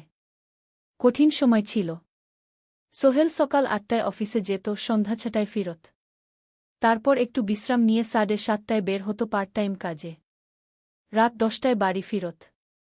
রবি-সোমবার কম্পিউটার রিপেয়ারের কাজ। মিনাও সকালে কলেজে যেত, দুপুরে ফিরে রান্না করত, তারপর বিকেলে টিউশন পড়াত। রাতে খাওয়া দাওয়ার পর পড়াশোনা করত। দুজনেরই শরীর খারাপ হতে শুরু করল। সোহেল একদিন অফিসে অজ্ঞান হয়ে পড়ে গেল। ডাক্তার দেখাতে নিয়ে গেল। ডাক্তার বলল, অতিরিক্ত পরিশ্রম। শরীরে পুষ্টির অভাব। ঠিকমতো খাচ্ছেন না মনে হচ্ছে গি। সত্যি কথা, খরচ বাঁচাতে সোহেল আর মিনা অনেক সময় কম খেত। মাংস মাছ কিনত সপ্তাহে ১ দিন। বাকি সময় শাকসবজি, ডাল। মিনা সোহেলকে বলল, আর নয় সোহেল। তুমি এভাবে নিজেকে শেষ করে ফেলছ। আমার পড়াশোনা বন্ধ করে দিই। আমি ফুল টাইম চাকরি করি গি। না, সোহেল জোর দিয়ে বলল। তোমার পড়াশোনা বন্ধ হবে না। আরও মাত্র ৬ মাস বাকি। তুমি গ্রাজুয়েট হবেই গি। কিন্তু তুমি। আমি ঠিক হয়ে যাব। চিন্তা করো না গে। কিন্তু পরিস্থিতি আরও খারাপ হলো যখন সোহেলের মায়ের অসুখ হল। হার্টের সমস্যা। হাসপাতালে ভর্তি করতে হল। খরচ ৫০,০০০ টাকা। সোহেলের হাতে এত টাকা কোথায়? সে করিম মামার কাছে ধার চাইল। করিম মামা 20,000 টাকা দিলেন। বাকি 30,000 টাকা সোহেল একটা এনজিও থেকে ঋণ নিল। সুদের হার মাসে 2%। মায়ের চিকিৎসা হল। তিনি সুস্থ হয়ে গেলেন। কিন্তু সোহেল এখন ঋণের বোঝায় পড়ে গেল। প্রতি মাসে 3,000 টাকা করে কিস্তি দিতে হবে। সেই রাতে সোহেল আর মিনা বিছানায় শুয়ে কথা বলছিল। সোহেল বলল, মিনা, আমি মনে হয় ভুল করেছি। শহরে এসে বিয়ে করে তোমাকে কষ্টে ফেলেছি গু। মিনা তার হাত ধরল। না সোহেল, তুমি ভুল করনি। জীবনে এরকম খারাপ সময় আসে, কিন্তু এটা কাটিয়ে ওঠাই হলো আসল শক্তি। আমরা একসাথে আছি, একসাথে থাকব। সবকিছু ঠিক হয়ে যাবে। মিনার কথায় সোহেল একটু সাহস পেল। হ্যাঁ, হাল ছাড়া যাবে না। 10ম অধ্যায়, আলোর দিকে। 3 মাস পরে পরিস্থিতি একটু ভালো হতে শুরু করল। আলী সাহেবের কোম্পানি একটা নতুন প্রজেক্ট পেল। একটা স্কুল বিল্ডিং বানানোর কাজ। কোম্পানি আবার স্থিতিশীল হতে শুরু করল। আলী সাহেব সোহেলকে ডেকে বললেন, সোহেল, আমি তোমার কঠোর পরিশ্রম দেখেছি। খারাপ সময়েও তুমি কোম্পানি ছেড়ে যাওনি। আমি কৃতজ্ঞ। আজ থেকে তোমার বেতন আবার 15,000 টাকা। সোহেল খুশি হয়ে গেল। ধন্যবাদ স্যার। মিনাও গ্র্যাজুয়েশন শেষ করল। ভালো ফলাফল করল। সে এখন চাকরি খুঁজছে। একদিন মিনা একটা প্রাইভেট স্কুলে শিক্ষিকার ইন্টারভিউ দিতে গেল। ইন্টারভিউ ভালো হল। তাকে নিযোগ দেওয়া হল। বেতন 12,000 টাকা। সেদিন সন্ধ্যায় দুজনে মিলে একটা ছোট্ট পার্টি করল। একটা বিরিয়ানি কিনল, কোমল পানীয় কিনল। দুজনে মিলে খেল। আমরা পেরেছি, সোহেল মিনা বলল। হ্যাঁ, আমরা পেরেছি গু। এখন দুজনের মিলিয়ে আয় 27,000 টাকা। খরচ চালানোর পর প্রায় 10,000 টাকা বাঁচে। সোহেল এই টাকা দিয়ে লোন শোধ করতে শুরু করল। পার্ট টাইম কাজগুলো ছেড়ে দিল। শরীরের যত্ন নেওয়া শুরু করল। আরও 6 মাস পরে সোহেলের কাছে একটা বড় সুযোগ এল।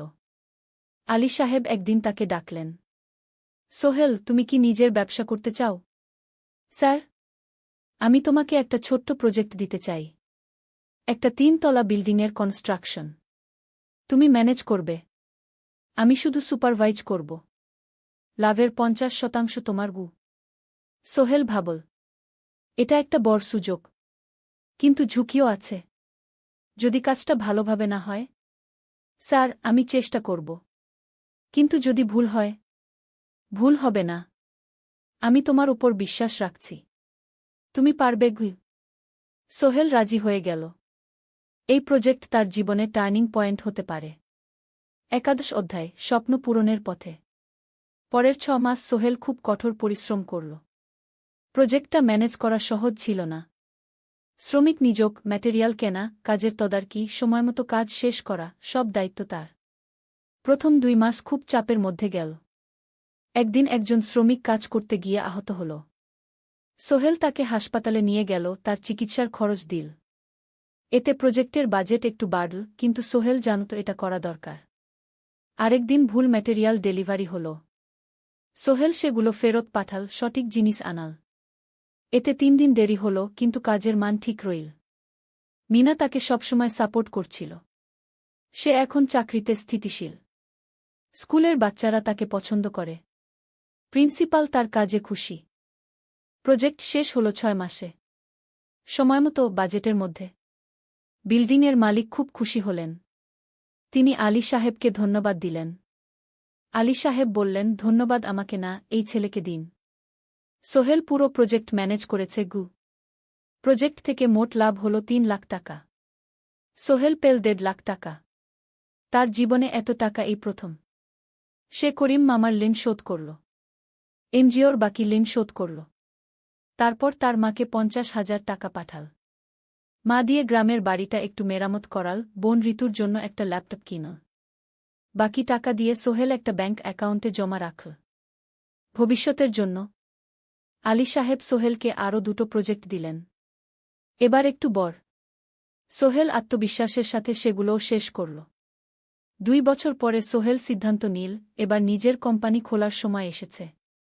10 অধ্যায়, নতুন শুরু। সোহেল তার সব জমানো টাকা দিয়ে একটা ছোট্ট অফিস ভাড়া নিল। 2 রুমের অফিস। একটা রুমে কাজের জায়গা, আরেকটায় ছোট্ট মিটিং রুম। অফিসের সামনে একটা বোর্ড লাগাল, Sohel construction and development Mina তাকে সাহায্য করছিল। সে অফিসের অ্যাকাউন্টস দেখত সন্ধ্যায় স্কুল থেকে ফিরে। দুজন মিলে একটা টিম। প্রথমে ছোট ছোট কাজ নীল। বাড়ি মেরামত, দোকান সংস্কার, ছোট বিল্ডিং কনস্ট্রাকশন। কাজের মান ভালো রাখার চেষ্টা করল। সময়মতো শেষ করল। দাম ন্যায্য রাখল। ধীরে ধীরে সোহেলের সুনাম ছড়িয়ে পড়ল। মানুষ তাকে বিশ্বাস করত। তার কাছে নতুন নতুন কাজ আসতে লাগল। প্রথম বছর খুব কষ্ট হল। কখনো লাভ হতো, কখনো লস। কিন্তু সোহেল থেমে থাকল না। সে শিখতে লাগল ব্যবসা কিভাবে চালাতে হয়। দ্বিতীয় বছরে পরিস্থিতি ভালো হল। সোহেল এখন ৩ জন স্থায়ী কর্মচারী নিয়োগ দিল। একজন ইঞ্জিনিয়ার, একজন সুপারভাইজার, একজন অফিস সহায়ক। তৃতীয় বছরে একটা বড় প্রজেক্ট পেল। একটা স্কুল বিল্ডিং বানানোর কাজ। ৫ তলা বিল্ডিং। সোহেল পুরো মনোযোগ দিয়ে কাজটা করল। শ্রমিকদের ভালো বেতন দিল, ভালো ম্যাটেরিয়াল ব্যবহার করল, সময়মতো কাজ শেষ করল। স্কুল কর্তৃপক্ষ খুব খুশি হল। তারা সোহেলের কাজের প্রশংসা করল। এই প্রজেক্ট থেকে সোহেল প্রায় ৫ লাখ টাকা লাভ করল। এই টাকা দিয়ে সে আরও ভালো একটা অফিস নিল। আরও কর্মচারী নিয়োগ দিল। এখন তার কোম্পানিতে ১০ জন স্থায়ী কর্মচারী। প্রজেক্ট অনুযায়ী আরও শ্রমিক নিয়োগ দেওয়া হয়। ১৩ অধ্যায়, পরিবার। এদিকে সোহেল আর মিনার সংসারেও খুশির খবর এল। মিনা গর্ভবতী। ৯ মাস পর তাদের একটা মেয়ে হল। নাম রাখল সারা। সারা যখন জন্মাল, সোহেলের মা আর বোন চট্টগ্রামে এল। মা ১ মাস থেকে গেলেন। মিনাকে সাহায্য করলেন। সোহেল এখন একটা বড় ফ্ল্যাট ভাড়া নিয়েছে। ৩ রুমের ফ্ল্যাট। একটা রুমে সোহেল, মিনা, একটায় সারা, আরেকটায় অতিথি রুম। মায়ের জন্য সোহেল সিদ্ধান্ত নিল তাকে চট্টগ্রামে নিয়ে আসবে।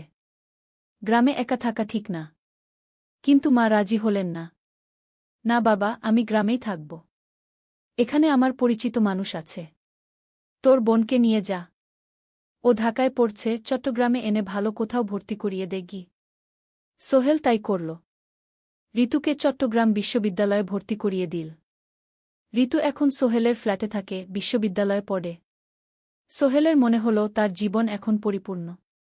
স্ত্রী, মেয়ে, বোন সবাই তার কাছে। ব্যবসা ভালো চলছে। মা গ্রামে সুখে আছেন। ১৪ অধ্যায়, সফলতার শিখরে। ৫ বছর কেটে গেল। সোহেল এখন একজন সফল উদ্যোক্তা। তার কোম্পানি কি সোহেল কনস্ট্রাকশন অ্যান্ড ডেভেলপমেন্ট এখন চট্টগ্রামে বেশ পরিচিত। প্রায় ৩০ জন কর্মচারী তার অধীনে কাজ করে। সোহেল এখন শুধু ছোট প্রজেক্ট করে না, বড় বড় প্রজেক্টও করে। একটা ৮ তলা বিজনেস কমপ্লেক্স বানানোর কাজ পেয়েছে। একটা হাসপাতাল বিল্ডিং বানাচ্ছে। মিনা এখনও স্কুলে পড়ায়। সে এখন ভাইস প্রিন্সিপাল। সাথে সোহেলের কোম্পানির অ্যাকাউন্টস ম্যানেজার। দুজন মিলে ব্যবসা চালা। সারা এখন ৪ বছরের। স্কুলে ভর্তি হয়েছে। খুব চালাক মেয়ে। ঋতু বিশ্ববিদ্যালয় থেকে গ্রাজুয়েট হয়ে একটা ব্যাংকে চাকরি পেয়েছে। একদিন আলী সাহেব